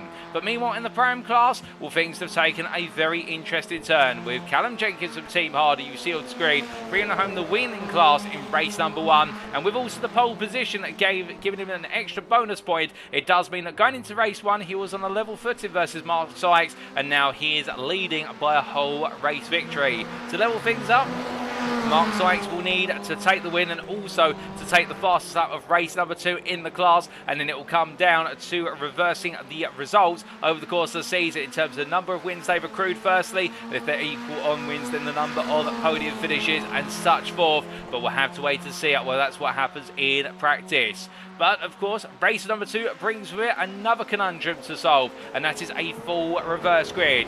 We've got at least 12 drivers, presuming that we are able to see Adam McCain get back out to the grid after the technical issues of race 1. Then we'll have 13 drivers, but either way, it will be a full reverse grid, and therefore our winners in the first race of the day will have to try and carve the way back through the field to get the results they so desperately crave. Meanwhile, for our drivers who had a difficult race number 1, it will be an opportunity for them to shine for the front of the field, including Daniel J. Lewis, who'll be looking to try and put race 1 behind him after it was a great start. In the end, a key mistake cost him dear in the battle for the win, with the Welsh Motorsport driver not giving up and fully galvanised to go racing once again. We're in 2 minutes left before we go into our final race. We do say hello there to a good number of you joined us recently, including the Facebook chat. Katie Eames, who says congratulations to Isaac and Callum for their performances race number 1. And well, we're doing very well. Thank you, Katie. I'm doing very well in the commentary booth, albeit I'm not sure how my voice is going to hold up come race number 2, given the intensity of the race in action. But I'm sure we'll make it through, and I hope you're doing very well this fine Thursday evening. But as our drivers now only have a limited time remaining, of course, it being the final race of the season, it is normally a race where a lot of drivers will try to go out with a bang, if you will. Albeit we're not going to see full elbows out racing. Well, in these Formula Fix machines, you can't really go elbows out racing because otherwise the pair of you will end up in a major incident quickly. I think some drivers will start to feel a little bit emboldened, given there's no more racing after the next 20 minutes that's coming up, and therefore they may feel a little bit more dicey with regards to the moves they try to make. As Daniel still makes his way up towards turn number 12 there. Another solid performance from the privateer and another podium to go to his bank account in race number 1. Well, he'll be thinking about trying to make it another podium in race number 2 as a minimum, and that way take the runner-up spot if he's not able to finish ahead of Callum Jenkins, albeit I believe for Stimmon with the results of race number 1, he is now out of contention with taking the Pro Championship crown, and the best he can do is take P2 off of Mark Sykes should Sykes finish behind him. But we'll have to see. We're still currently in P2 in the Prime class, if I do my mental maths correctly, albeit the two of them are very close, so it is all going to come down to between them for that runner-up spot. But as we do look to Connor Miles, the Black Flag Bandits driver had some slight connectivity issues, but rematerialising from the ether there and parking up will now get himself all set ready to go. And Alan McCain has rejoined us, so we are going to have a field of 13 drivers by the looks of things, at least taking to the grid for our second race. And hopefully for McCain, he's able to get that car into first gear and get it to go racing, because I do believe he may be starting from pole position, depending on how the grid's been organised. Alternatively, he may be starting for the very back of the field, given he did not finish the first race of the day, and normally in that star we do put the non-finishers right to the back of the field. But let's find out, ladies and gentlemen. Checker flags out of the warm-up session. It's time for us to head to the grid for our final race of the season. So as our drivers get ready to go racing, let's take you through how they line up on the final grid. It is Alan McCain who starts off pole position there overall and in the Pro-Am class, with Jamie doing your Pro pole sitter starting alongside him at P2. The iRacing Sports and NXTGEN Racing drivers will be followed up by Mark Sykes from NXTGEN Racing, who starts off the second row, and he'll be then followed by Daniel Fritz and Whiskey at Runners Racing. We then have V8 Pops and Daniel Stimmer on the third row of the grid, with row 4 going to Nick Clemens and Connor Miles, and it'll be Daniel J. Lewis and Callum Jenkins on the fifth row of the grid, completing your top 10, followed up by Joseph Doble and Chris Midmark. And then on the final row of the grid, Isaac Doble starts P13. Now he's got to try and carve his way all the way through the field if he wants to make it 2 victories out of 2, or at least a podium. But the grid is set, ladies and gentlemen, and we await the lights. 1 red light, 2 red lights, 3 red lights, 4 red lights, 5 red lights. And it's lights out and away we go for the final 20-minute race of the season as Dory gets the better launch of the line versus McCain. And as they bring the weight down towards the sweeper, it's going to be a short run, but Dory already ahead. And you can see Fritz trying to look up the inside as well as they all battle the way under braking. But Dory holding the position, cold tyres and cold brakes. This is going to make turn 2 a very nervous corner. V8 Pops immediately up the inside of Sykes, and Sykes giving it all the space in order to focus on his Prime Championship aspirations. But as they make their way in towards turn number 3, meanwhile further behind, we've got 2 wide there between Daniel J. Lewis and Nick Clemens. Clemens trying to go around the outside. Further behind them, Chris Midmark. Starting to make some early ground, already 3 places up after the start. And as he makes way to turn number 4, backing out there on the inside of Daniel Stimmen. Holding on speed line for now, but keeping Connor Miles behind as he makes his way up the hill and over the bridge. But as they surge on through now, everybody lying astern for a brief moment and trying to get themselves embedded down with regards to the tyre temperature. But at the back of the field, Joseph Doble on the inside of Callum Jenkins. And Callum Jenkins making very little progress since the start of this race. If anything, he's gone completely backwards to the back of the field. But I think Jenkins more focused on making ground later on in the race once the tyres are up to temperature, and he knows he doesn't need to gamble as much. But as they make their way on through the dogleg, meanwhile at the front of the field, it's Alan McCain P2 who tries to keep V8 Pops at bay as Jamie Dory breaking away already. The race leader heads on. So it's Dory after 1 lap ahead of McCain, followed by Pops, and then Sykes P4. Lewis in P5 ahead of Clemens P6, then Fritz P7 as they make their way down towards the sweeper. Still in P8, followed by Midmark P9, and then Miles completes your top 10. Albeit we've got battle side by side here. We're still on the inside of Fritz, and Fritz also being elbowed a little bit there by Chris Midmark. 2 places being gained by the drivers, so 2 places being lost by the Australian. And it's going to be Doble tries to go round the inside to outside here as Isaac Doble trying to make the move on the right of your pitch as they go onto the brakes. But both drivers will be locking horns, and we can see there's going to be a cutback attempt from Isaac Doble, but I don't think he's going to be able to pull it off this time around, with Daniel Fritz getting the better run off of the apex in turn number 3. And he runs wide there out of 4, and Isaac Doble will carry the momentum up the hill now. And that's a big one tiny mistake, and you lose all the speed as you come through the sweeping section of corners to complete the second half of the lap as they make the way on down through turns 7 and 8. But as they do, meanwhile V8 Pops side by side here with Alan McCain trying to get the move done for P2. McCain not giving in, trying to hold on to the overall podium positions, but this is going to bring the rest of the field up behind them quite quickly as they head down and up towards turn number 12. And onto the brakes they go, but through the left-hander, everybody knows the tail for now as they power out and onwards towards turn number 1. But meanwhile behind them, Daniel Fritz losing more places as there's contact, and that I believe is Joseph Doble being turned around. But thankfully he goes for a 360-degree spin, and with that he's able to make his way back into the pit lane immediately. But that's major damage to Doble's car, and that could be a fast repair that needs to be used in Providence. But meanwhile we had a major incident up the road, and that is Alan McCain who's kicked up a load of smoke. We've also got a lock-up, I believe, for Callum Jenkins, who just about stops the car in time. But it's drama at turn number 1, it's drama at the final corner. We'll dissect that very quickly as Daniel Stimmen has come into contact there with Nick Clemens. So Clemens pointed the wrong way. It's all kicking off here on laps 2 and 3. And as our drivers get set to make their way towards the second half of the lap, there's further contact as Stimmen in contact with, I don't believe my eyes, I think that is what it said, Daniel Fritz, who's on his roof. And Fritz, well, that's going to have to be towed to the pits. There's nowhere right in that car. And as he heads back to the pits, it's a disaster for Daniel Fritz. But my goodness, how it's all erupted. Meanwhile, at the front of the field, Jamie Dory having a very peaceful run, albeit I say that, almost losing it there, coming out of turn number 11 of his own volition.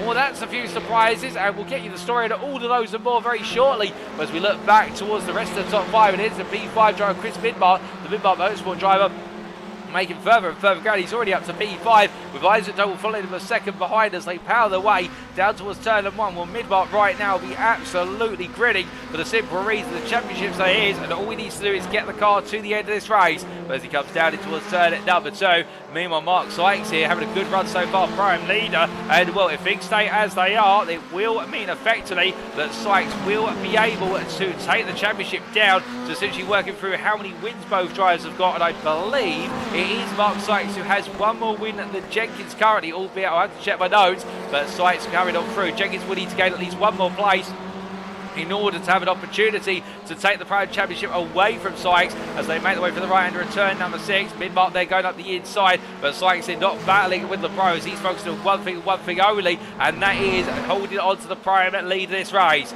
But as they come through at Morrow Corner, we jump on board with Isaac Doble, and Sykes there having a poor run out the corner, but lets Isaac Doble go immediately, and Doble charges his way through turn 11 and in towards Riccara at 12. Meanwhile, the road, we've got a spin there, and that is Avita Pops, I believe. Oh, goodness me, and it goes wrong for Isaac. Doble comes on through, contact to the front right tyre, and it's sparking us to collapse suspension. And I think for Isaac Doble, you try and get the car to carry on, but I don't think it's going to go for a long with Isaac Doble need to venture into the pits. But that was an incident of Daniel J. Lewis and Vito Pops. Lewis has had to be towed to the pits. Daniel Fritz is in the pits, and more drivers here falling by the wayside. And well, we've got a lot to get a recap on, but thankfully we do have some replay footage coming up very shortly. It'll be Vito Pops on the back here, Alan McCain, as they come through turn number 2, and Pops trying to recover in this race now as Callum Jenkins up to P2. Mark Sykes involved in the instant as well, so Sykes now has dropped all the way down. Isaac Doble off the road, and Doble I think has got to come into the pits. That car is not looking healthy, but meanwhile Vito Pops coming up behind in the run through turn number 4, and will Callum Jenkins right now P2 the pro class. He will be your pro champion with Sykes in the pit lane, and it's a nightmare day in Australia for the championship leader going into tonight in the pro class. Mark Sykes has just had no luck here as Pops goes side by side with McCain in towards turn number 7. Can't make it work, and now McCain defending well as they come through the left hand of turn number 9, and things become stationary for a moment. All I say that McCain gets the roll going around and almost collects Pops on the way, but Vito Pops just managing to avoid the wayward iRacing Esports car, and Alan McCain will cost him a mistake that's going to put him a long way down the order. But with that, we do have some replay footage coming up now as to some of the incidents that have happened earlier on, and we start off with what happened to Alan McCain on lap number 3. Well, this is in the run down towards turns 1 and 2, and we see the iRacing Esports driver here ahead of Vito Pops under braking, loses the rear of the car, and Pops there reacting well to hold the brakes as all the field came together, and Mark Sykes in that scenario making his way around the outside, battling side by side with Nick Clivings at this point, and onto the brakes they went, and as they did, I believe all the drivers here made it through. In fact, Clemens goes around, and as Clemens went around there, contact with what was Daniel Stimmon's car and also his teammate of Alan McCain, but then there was a further incident after that, and that was the incident I believe involving what was Daniel Fritz and Daniel Stimmen. And we take a look at this. In fact, this is where we saw Stimmen coming together initially. Now Fritz and Stimmen coming into turn number 4, Stimmen on the outside, Fritz on the inside, and Fritz comes in too hot, a bit of netco contact there, and Stimmen and Fritz riding on one another, and Fritz being sent onto his roof. So I believe that was netcode, which then furthered into actual physical contact between the cars. And then we had the incident on lap number 4, and this was between Vito Pops and Daniel J. Lewis at the end of the lap as they made their way into Riccara corner. Pops was leading at this point in the battle. Through the left-hander they went. He loses the rear end of Pops, and meanwhile Lewis goes around and just gets collected there by the rear left suspension rod of Lewis's car. And then with that, I think Mark Sykes comes charging into the scene of the incident. Callum Jenkins just avoids it as well. Well, we get a look back from that from the perspective of Mark Sykes, and this is what he saw. He was battling in the meantime with Isaac Doble and Chris Midmark, let them both go, and was a comfortable prime lead heading into the corner. He'll see there's a bit of smoke in the distance, he'll be warned about it, but as he comes on through, then he's got to react and goes charging into the side of the Bush Motorsport driver, and Sykes in the end with the damage. Callum Jenkins as well coming on through, and for the NXTGEN Racing driver, it has been a difficult day to stomach, understandably, and well, he's currently in the pits, having work done on the car. The same for Fritz, and Daniel J. Lewis unfortunately has had to retire the car due to the damage picked up. They're not able to to get it repaired. But with that, we have 10 drivers on circuit, 1 a lap down in the form of Isaac Doble, but 9 lead lap drivers at 2 in the pits at the moment being repaired. That's Mark Sykes and Daniel Fritz. But meanwhile, here is your race leader with 11.5 minutes still left on the clock. And Jamie Dory for NXTGEN Racing has a comfortable advantage of what is there 9.5 seconds versus Chris Midmark. Midmark is lapping faster. That last lap, Midmark did take 3 attempts out of Dory, but I think Dory feels though if he's losing that much lap, he can afford to do so, given they will have another 11 to 12 laps of racing after this one. And we're at 3 attempts a lap. It will only be at a maximum of 4 seconds. That is going to be stripped out of Dory's lead come the end of the race. He's got plenty of time to play with. But meanwhile, speaking of drivers who are trying to charge their way up the order, here is Joseph Doble, P8 right now, the Noble Sim Racing driver, and his first target will be Alan McCain, as Doble sets the fastest lap of the race of everybody at 9.802. And right now the number 11 driver trying to bear down on his rivals as quickly as possible. 3 attempts faster than Alan McCain on that previous lap, and more on this next one. Can he go even faster than that? That will be his target. And well, if he can do so, given the fact he is the fastest man out there at the moment, he may be able to pick off some places. But we do have sizable gaps between drivers. From McCain to Stimmen, it is 10 seconds practically at the moment. So therefore, it will mean that for Joseph Doble, this is going to be a long race for him in terms of closing up gaps, albeit it's a short race in terms of the time available. So therefore, for Doble, it is going to be a big challenge. As meanwhile, McCain off circuit, goes around the XM1 corner, gets the car parked just off the road. And for the iRacing Esports driver in the corner, has called him out multiple times today. Well, it's called him out once again, and right now bringing himself back up to speed. But for McCain, it's P8, albeit he does have an advantage to Nick Clemens, his teammate from iRacing Esports, of which 10 seconds as he makes his way through Recaro. But Joseph Doble gains 1 place, that's 1 down, but he's still got another 6 to go if he wants to try and take the win. And with that, his next target now will be Daniel Stimmen, who's 12 seconds up the road. And well, as we look to Daniel Stimmen making his way through turn number 3, Stimmen lapping on that previous lap 1.3 seconds slower compared to Joseph Doble,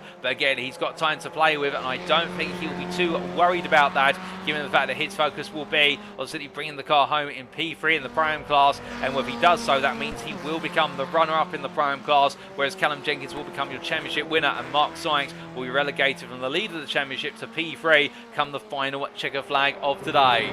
But as we head into the second half of this race, and meanwhile in terms of the battles that could occur further up the field, but we do look to Connor Miles, your leader at the moment in the Prime class, and we'll just set in there what was his best lap of the race at 109.901 to Callum Jenkins at a 110.387, Vita Pops at 109.669. So Pops is charging through the field, but Connor Miles, the Black Flag Bandits, he'll just be focusing on holding on to the leader class, and with the gap he's putting on Callum Jenkins, which currently stands at what is 2.7 seconds, I think as though he'll feel very comfortable with that gap. As we do look to the team hard driver, I think quite eager to try and hunt down another win. He'd love to put the cherry on top with regards to taking the championship crown with a win in the second race, and therefore taking both wins today. But he knows that he doesn't need to take the win in order to get the championship. So I think there will come a point for the 19 driver where he may decide just to simply throw it in and say, right, enough's enough, I'm just going to focus on the championship. But also there's the very lucrative overall podium of P3, and Will Jenkins has yet to pick one of those up this season. The same for Miles,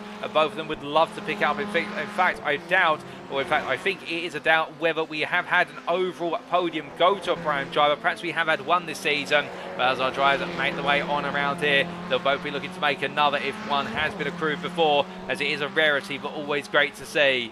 But meanwhile, we look from them to Nick Clemens, and Clemens has got ahead of Alan McCain.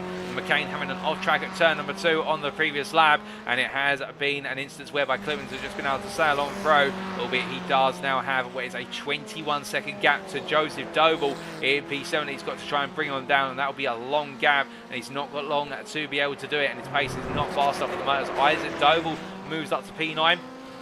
Albeit classified as a lap down there, but I think that is a glitch in our timing tower, in the fact that Isaac Doble cannot be a lap down and at the same time be ahead of Alan McCain. As in fact, McCain has come into the pits, he's had to be towed to the pits, so we may have another retirement here. We may only have 9 drivers left in this race, but in fact we can confirm that Isaac Doble at the moment is a lap down the field, so our time tower is correct. We apologise for that, we were a bit confused given the fact it was shown a relative time to Alan McCain, but McCain has been towed to the pits recently. We've got 3 cars in the pits being repaired. That's McCain, Sykes and Fritz, but I don't think we're going to see them back out on circuit, or if we will, there'll be multiple laps down at the very end. And we had the one retiree, Daniel J. Lewis, therefore 9 runners out of 13 starters. And meanwhile, at the front of the field, it's Jamie Dory for NXTGEN Racing, as the number 13 driver makes his way out of turn number 2. 2, and in towards 3 once again. But with Dory now starting to match Midmark's times, well, Midmark is just focusing on the second place, and that will be his target to make sure he takes the championship crowns that he so feels he can covet today. But meanwhile, we look to Connor Miles, and that gap between Miles and Jenkins has just come down to what is 2.1 seconds. On that previous lap, Jenkins gained 3 tenths, and well, it looks though Miles might be starting to run out of a little bit of steam here as Jenkins is getting closer as they make the way out to turns 4 and 5 and onto the bridge of 6. But as they rise at Yokohama and through the right hand they go, well, the team hard driver here definitely has his rival in his sights, but he's also got Vitor Pops closing, and Pops is going on average 6 tenths of a second a lap faster than Jenkins at the moment. So Jenkins may have to just simply decide to bite the bullet and let the place go, so that way he can close up to Miles, because he battles with Pops, he's going to lose all the time he could potentially gain. And if anything, if he lets Pops go and Pops is able to get close enough to Miles, he may be able to get Pops and Miles to fight one another and get involved right at the end.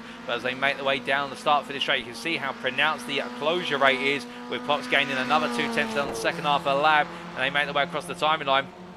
And Vitor Pops now 109.314 is his personal best of the race. Best lap of the race goes to what is Nick Clibbins on a 109.08, albeit Pops here bringing that gap to Jenkins down to 1.2 seconds and trying to get within a second come the end of this lap. Understandably so, because I think he'll feel then that he's got all the pace he needs. But as they make their way on through the right hand at turn number 3 and up towards 4, with both drivers here getting things set as they roll the way through the right hand and over the bridge. For 5 minutes left on the clock, it does mean after this lap we've only got another 4, well in fact it will be 5 to go, given our race leader is already making their way up towards Recaro corner. So 5 laps remaining on the clock, and for Vitor Pops it's all about the charge after Callum Jenkins as we jump on board here with the Brazilian privateer. Now coming out to turn number 9 and up towards 10-11, you can see how pronounced the closure rate is. Pops just able to run in this dirty air so much more comfortably compared to the other drivers on the field today, as he comes into turn at number 12, thinks about the inside line, but in the end gets a better run off the corner, and Jenkins just stays the outside. I don't think you're going to see much of a fight here from Jenkins. I think you'll hold the outside and let Pops naturally take the race in line, but as they power their way down towards turn number 1, it's still side by side for now. Jenkins falling back there and tucks in. Vitor Pops gains P4 with a brilliant run out of Recaro. That's one more place, and now his target will be Connor Miles, who is only 3 seconds up the road, and given the rate of closure, Pops could be there on the final 2 laps as they make their way towards turn number 3. And Miles right now will be looking at his rearview mirror and noticing that he has got a charging Brazilian who wants to be on that overall podium for the final time this season. But as they come out turn at number 4, meanwhile we look from them up to Chris Midmark, and right now Midmark 8.5 seconds away from race leader Jamie Dory. He is closing very gradually, albeit it comes and goes with regards to the closure rate. Some laps they match their lap times, such as the last lap. Both of them setting a 109.94, matching to the nearest 100th. But Midmark has brought the gap down to just shy of 8 seconds, and therefore you would imagine the Swede is gradually chiseling away. If he had plenty more time to go today, I think he would be on course to potentially battle for the win here, but he doesn't need to, and he knows that with certainty, for the simple reason this second place will confirm him as overall and pro champion. But meanwhile, in a twist, we've had Jamie Dory go round then. That's at turn number 2, and as he brings the car back up to speed, well, the gap to Midmark has now been slashed by what is half to under 4 seconds, as we see Dory coming on through turn number 3. And what exactly happens to the NXTGEN Racing driver?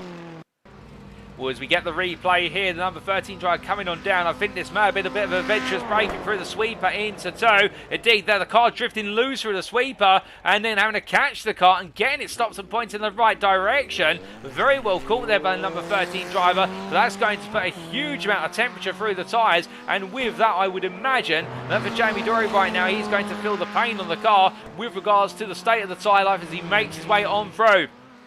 But as he heads up towards turn number 12, we're coming into left-hander very shortly, and the number 13 driver here getting himself all set and comfortable as he comes on round. But as he does so, how much damage has that done, and could that be a risk of potential further instances of mistakes for the race leader? With time trickling away, he doesn't need any more mistakes. He's only got shy of 2 minutes to go here as he makes his way through the left-hander turns 1 and 2. Meanwhile, him that Joseph Doble's had a mistake on circuit and has had to stop the car, and we look look to Joseph Doble. He's still going out there, so he's not had to retire the car coming to the pit lane as the Doble Sim Racing driver. But in P7, we are getting something on our data log to say that he has been involved in a bit of an incident of his own volition, as we're to understand it. And as he makes his way out to turn number 12, well, his target is Daniel Stimmer, who's 7 seconds up the road.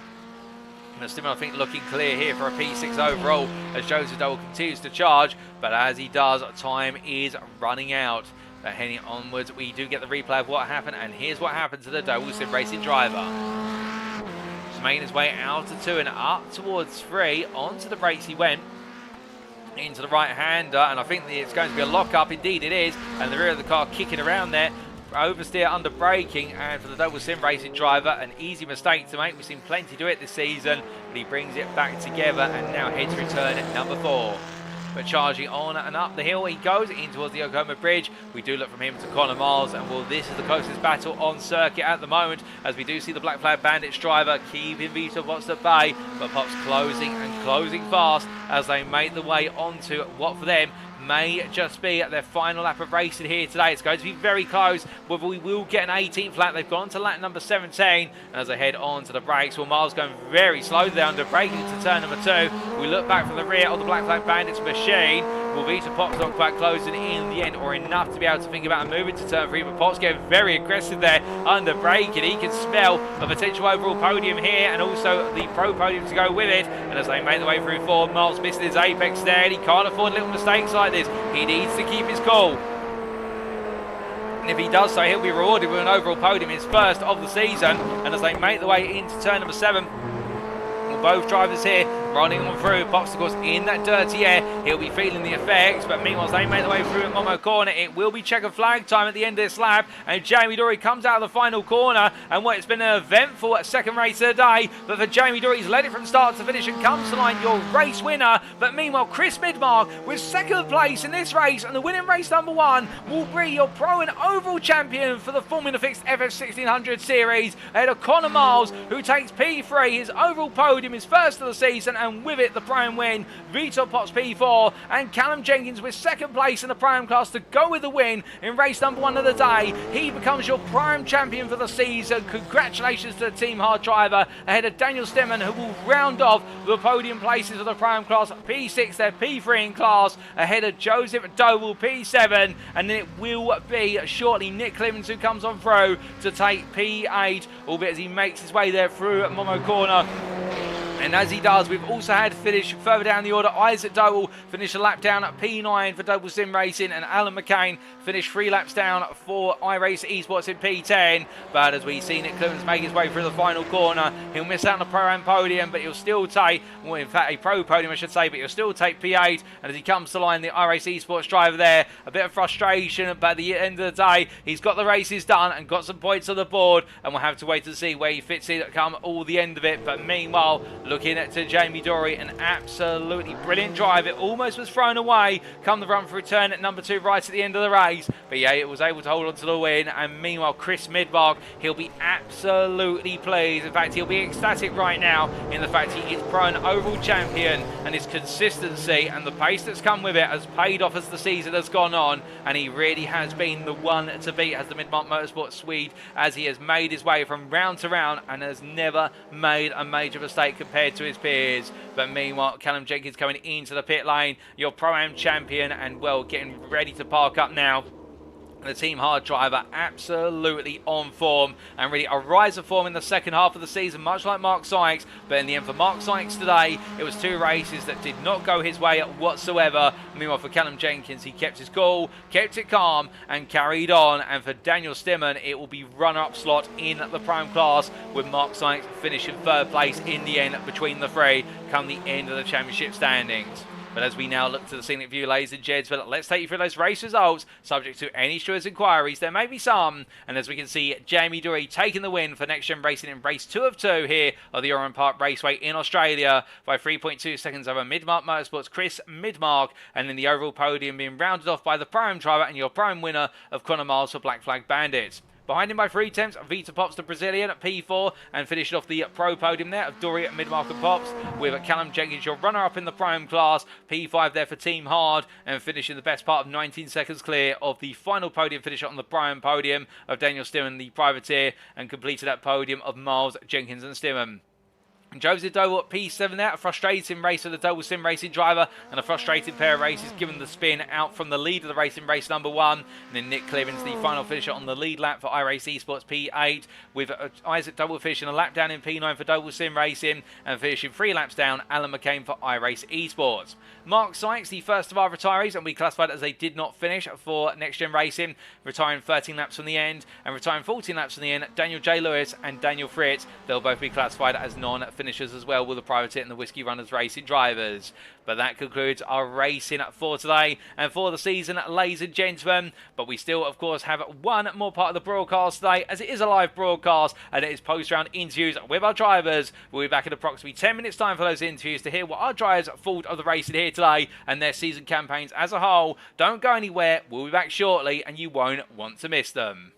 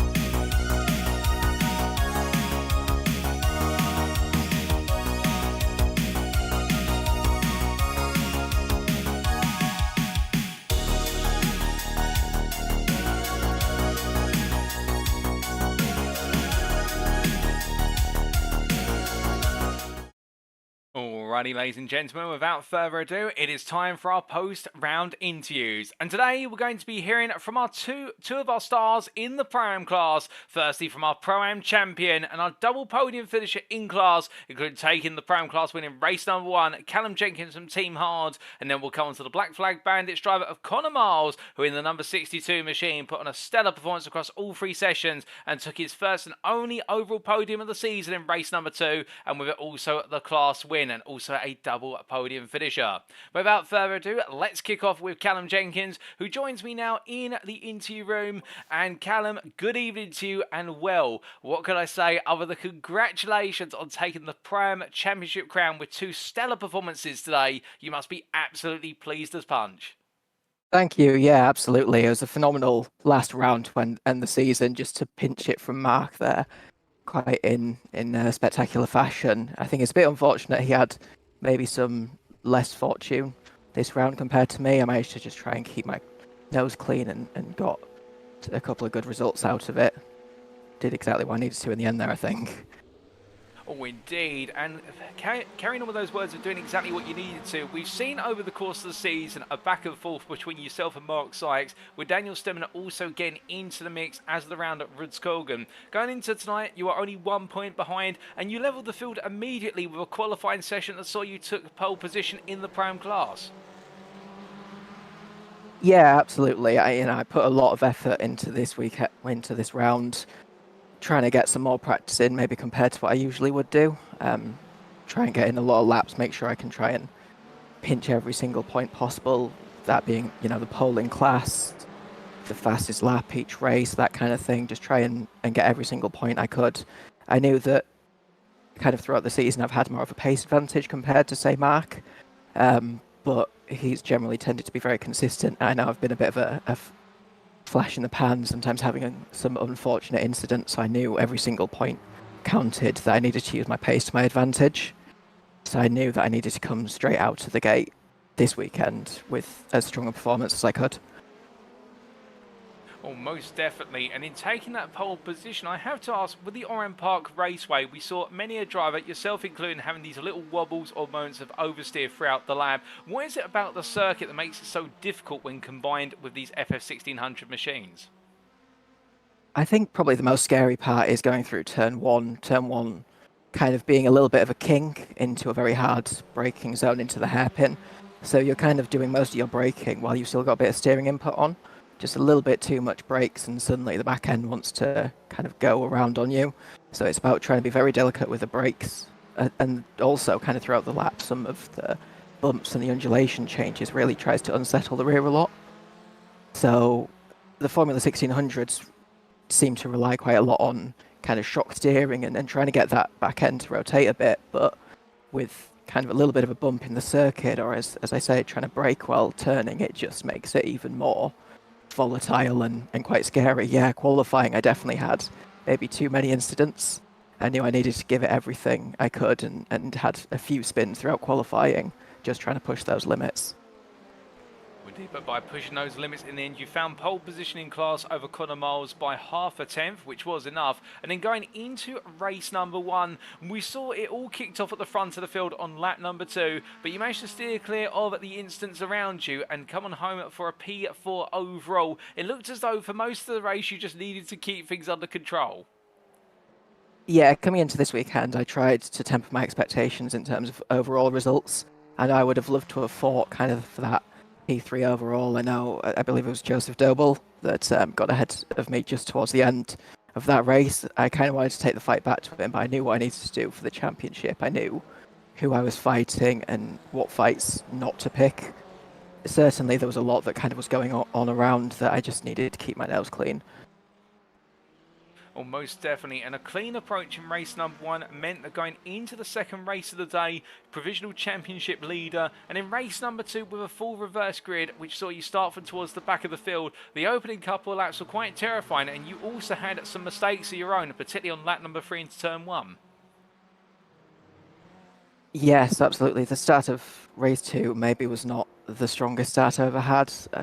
Was last after the first couple of corners, being pipped by the few guys that were starting behind me. then kind of tried to compensate for that, tried to be a little bit more aggressive. I knew that, yes, I had 20 minutes of the race, but I knew that I still wanted to get ahead. Mark, especially having had maybe a less fortunate race one, that he was up in P4, I knew I needed to start fighting my way through the field after trying to be a little bit more safe and cautious on lap one, as you say, kind of having some moments the laps after that. I needed to just temper my expectations, let the race come to me, and certainly I think it did that. Well, most definitely, and we saw in the subsequent laps how you avoided most of the incidents around you, including what was a nasty incident that took Mark Sykes out of the race on the final corner. But you're able to steer clear of it, and then for the rest of the race, trying to chase down what was Connor Miles for the potential win in the class. Yeah, Connor, credit to him, had great pace throughout that. I was trying to catch up. I wanted that kind of class win towards the end. I was trying to give everything I could, but he just managed to, keep his pace ahead of me, and he managed to keep that 2-second gap. I had a strong lap, he had a strong lap. If I maybe dropped off a little bit, he knew how to manage that, and I just couldn't get up to him. So credit to him for that one, to come away with the class win in that second race. Well, indeed, it was great to see the two of you exchanging lap times, but come the checkered flag, taking P5 overall and second place in the Pro-Am class, you've done it and the mission is complete. You've taken the Pro-Am Championship, and I have to ask, what was going through your mind as you made your way to the checkered flag for the final time this season? I certainly didn't make the last lap easy for myself, as the tyres were starting to go off, as I was starting to maybe lose a little bit of concentration. I actually had a couple of twitches, and I was scared throughout that entire last lap.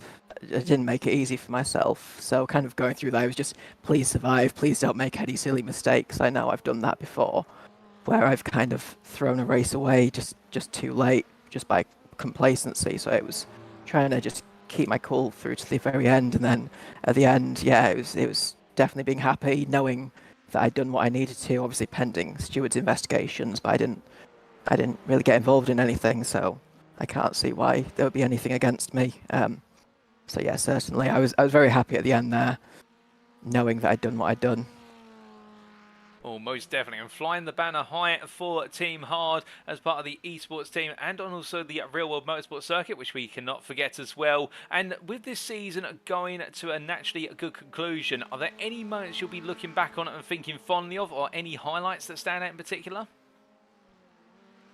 I think the entire season's been great. I think NXTGEN Racing have done a phenomenal job. Credit to them, and also credit to yourself for such good broadcast as well. I think the entire championship's been kind of a highlight for me. Actually, I think probably the bigger highlight for me is maybe my worst round, going through Lime Rock, as I kind of put myself on the back foot, having a disaster of a round. So just everything from there, just trying to etch away, trying to get the results that I needed. But credit to everybody for the championship and for making it so fun. Even the last round, with maybe lesser numbers compared to usual, still managed to be a strong and fun round for everybody involved, I believe. So everything's been fun throughout this championship, and I look forward to getting involved in some more championships with NXTGEN Racing. Oh, we've been absolutely pleased to have you on the grid all the way through, Callum. And like you say, that recovery from the round at Lime Rock Park, where it didn't go your way, really setting the tone for the tail of your championship campaign. But just before we do let you go, is there anybody you'd like to give a further shout out or a thank you to live on the broadcast this evening? I think probably the primary person that I have to thank is Mark Sykes for putting up a phenomenal championship fight, but also for organising and this championship, for putting everything together and giving all of us the opportunity, especially making it a free championship, to try and get some of the new people into the organisation and into esports a bit more. It's been great for Mark, I think, to provide this opportunity to all of us.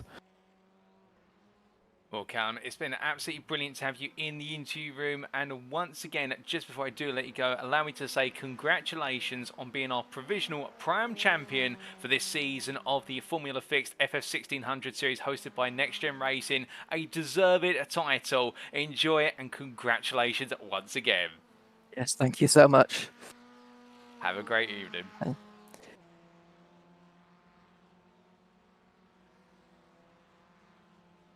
So hearing that from Callum Jenkins from Team Hard, an absolutely brilliant drive from start to finish today in both races, and well, unrelenting in his pursuit of his goal. In the fact that with race number 1, keeping his nose clean of the incidents around him after taking pole position by a small margin, it was only half a tenth, but even so, half a tenth or even a thousandth, taking his pole position, and with that he was able to convert it into a brilliant drive to fourth place. Potentially looking at an overall podium, but decided to go against his instincts and focus more on the Prime Championship. It was in race number 2 where a slow start saw him drop to the back of the field, but again steering clear of all the carnage and incidents around him and coming home with P5 and second in class. He tried to chase down Connor Miles come the end, but it didn't quite work out, but still a P2 was all he needed, if that, and for the Team Hard driver it's a Prime Championship title to be proud of, given the recovery he had to make after the difficult day at Lime Rock Park much earlier in the season. And we definitely look forward to seeing him out of the circuit in future NXTGEN series later on in 2023. Coming from our first interview of today, we'll very shortly be hearing from our second and final interview of today, another Prime driver in the form of Black Flag Bandits, Connor Miles, and as he gets ready to join me in the interview room, it'll be interesting to hear his perspective on what has been an absolutely brilliant day for him as well in terms of the racing, and as he gets ready to join me, one of the big questions will be with regards to the second race of the day and bringing home that winning class and also his maiden overall podium and what he thought about it. But as he gets himself set, I believe he is just giving us the thumbs up to say he is good to join us. We do see a message there in the chat from one of our viewers, but we'll come back to that very shortly, as I do now have in the interview room with me Connor Miles. Good evening to you, Connor, and well, what a way to end your championship campaign. A second in class in race number 1 and a winning class in race number 2, but going one step further than that, also an overall podium come the checkered flag. Australia's been brilliant to you. Yeah, no, tracks is really hard. Like I've been practicing it for ages, and I'm so deserving of getting it. And it's such an accomplishment of getting a podium as well as, and the fight with Callum's, is unreal.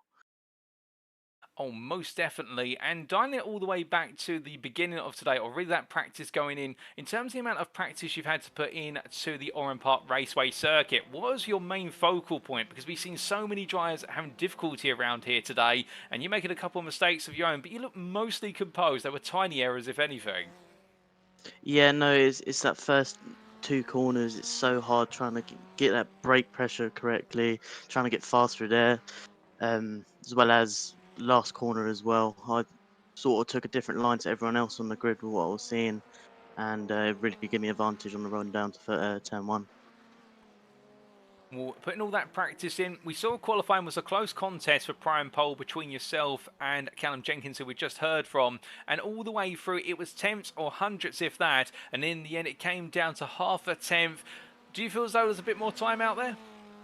Yeah, there was.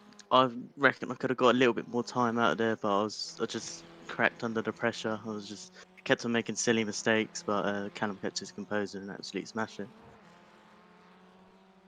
Well, with those mistakes seemed to go away when we went racing for the first time today, and what looked to be a solid start from the was P8 on the grid, very gradually started to materialise into a hunt for a top 5 finish. Yeah, no, I was trying to see where I could get, just trying to keep composure, keep the car on the ground, and yeah, unlucky I didn't get to it, but that's how it is.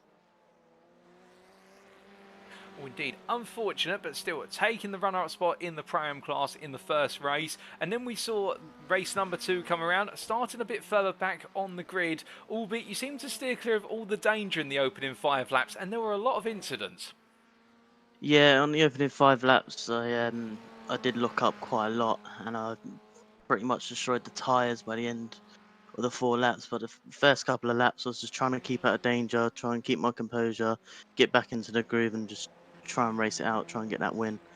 And it sort of worked out. Well, it worked out. Well, indeed. I have to ask, when you took P3 from the drivers who'd spun ahead of you and found yourself approximately 8 seconds clear of a very fast charging VTOL Pops behind, was it more of a just keep looking ahead, or did you start to have your eyes look to the relative? I was literally just keeping my eyes ahead. I was just like, just keep the car, don't spin it, don't crash, don't do anything, just keep it on the track, just try and secure that P3. And come the final couple of laps, we did see Vitapot starting to look for a move, but it looked as though it was never going to come, or at least you were ready for it, if so. Yeah, I was trying to keep ready for it. It got, I could see that it was like a second on the last lap between us, and I was just saw that time slowly creep down, and I was just like, I need to stay in this defensive mode, just pick my corners correctly, pick where I need to defend, and I sort of won in that area. But he's so fast, it's unreal. He completely smashes 8 seconds in what 6-7 laps. So unlucky, unlucky for me, because yeah, nah, he's an absolute legend. But at the same time, you've become a bit of a legend yourself in this season, having joined midway through, and in the end, with your performances today, guaranteeing yourself 4th place in the Prime Championship. I have to ask, with regards to that achievement, what have been your highlights of the season? It's got to be the first race. Just absolutely enjoyed it. I absolutely love joining this league. It was people and everything around here, especially you, all the NXTGEN guys, so supportive of everyone, and it's absolutely amazing league, and I hope to see it in the distant future.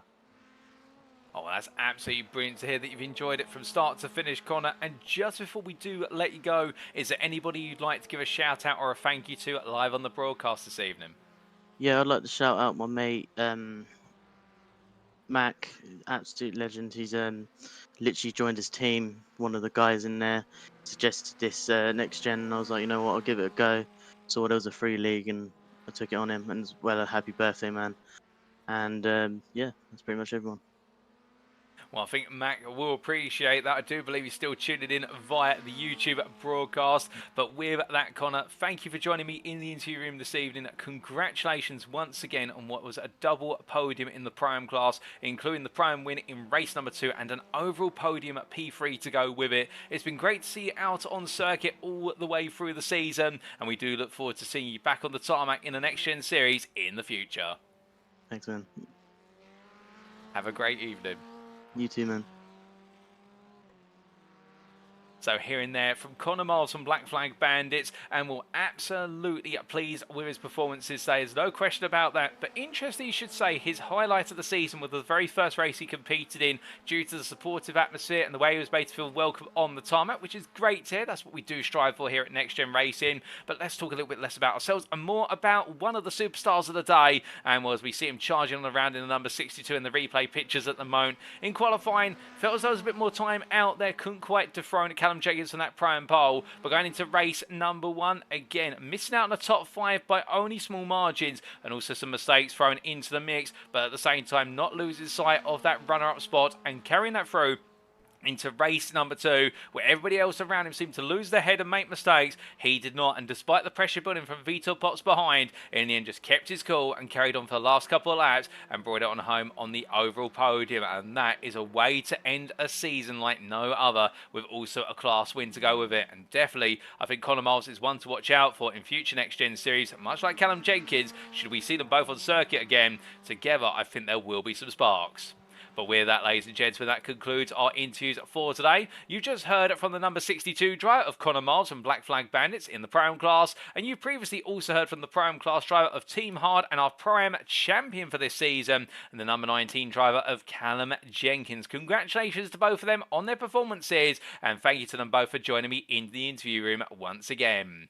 But with that, ladies and gentlemen, unfortunately, it is now time for us to wrap up. But we do see a comment there in the Twitch chat from Sailboat_58 to say, missed the whole session. We'll get to see the final lap of the season. We'd just like to remind you that all of these broadcasts are readily available on our official YouTube channel. They're video on demand, and they're completely free and readily available all the way back for our archive. You just need to go to youtube.com and search for NXTGEN Racing, and all of our series are there. And we also say hello to Dan Lewis in the Facebook chat, who says, congrats on the win, Callum, in reference to Callum Jenkins' win in the championship. But we must wrap up now, and as we do, we'd like to say thank you very much to all of you for tuning in today and all the way through the season. It's been an absolute pleasure at NXTGEN Racing for us to bring you this completely free series in the Formula Fixed FF1600 Championship. And if you do want to know more about the NXTGEN Racing community, in terms of the series we run currently and our upcoming series. And to give you a flavour, currently we do have running the front wheel drive at Friday's Clio Cup, which is due to conclude as of tomorrow evening, and we will bring you all the racing action as if it were live this coming Saturday. And we also have in the second half of its season right now, season 3 of the Next Gen Racing Touring Car Championship, which aims to replicate the BTCC or the British Touring Car Championship as closely as possible, or indeed our upcoming championships, including the return of the fixed GT3 Championship, which kicks off at the end of June, and we also have the return of the Proto GT3 Championship, albeit with the inclusion of the LMP3 machine replacing the LMP2, and also the LMDH and the GT3 classes, but with an endurance format rather than a sprint feature endurance format, and that kicks off at the start of July. Well, if you want to find out about all that and more, we'll do firstly head to our website, and that's at www.nextgenracing.co.uk, and as you'll see our website on screen very shortly, it's the home of clean and fair sim racing for all. And at Next Gen Racing, we've been hosting leagues for over 16 and a half years on PC and console, and we continue to go from strength to strength, and we'd love to see you on the grid. Or if you don't want to be on the grid but you just want to join the community and hear about what's upcoming and get involved with all the drivers, we do strongly encourage that as well, and be sure to check out our website for further information as how you can become part of the community. But if you don't want to go to our website, alternatively you just want to follow us on social media, well, you can do that via our Facebook group. That's our recommendation, and we're at facebook.com/groups/nextgenracing. And there, additionally, you can find out a little bit more about what we do, not just on the virtual racing circuit, but also the real-world motorsporting scene, with the fact that a good number of our members act as track marshals up and down the United Kingdom, and we also do have a good number of drivers who also race in real life. But now, ladies and gents, we must turn our attention to next time, and well, what lies in wait, I hear you ask? Well, we suggest that you stay tuned for plenty more series as hosted by us at Next Gen Racing coming later this year. We've mentioned some already, and I can definitely tell you right now, albeit I can't tell you the specifics about them because they're still in the planning stages, we also do have another major championship coming up in the near future, and it's something that we're very excited for. It's going to be a first for Next Gen Racing, but I can't say more than that, but do stay tuned. But thank you very much for tuning in. This is the conclusion of the Formula Fixed FF1600 series, and we have been Next Gen Racing. I've been your host and commentator, Paul TX11 Walsh, also known as Britain's Bit Independent. What media you follow me on? And we must say congratulations once again to our overall pro champion of Chris Midmark and to our prime champion of Callum Jenkins. But with that, it is time for us to close up. And remember to stay safe, stay well, stay smiling, have a fantastic rest of your evening, and most importantly, remember to stay on track. Good night.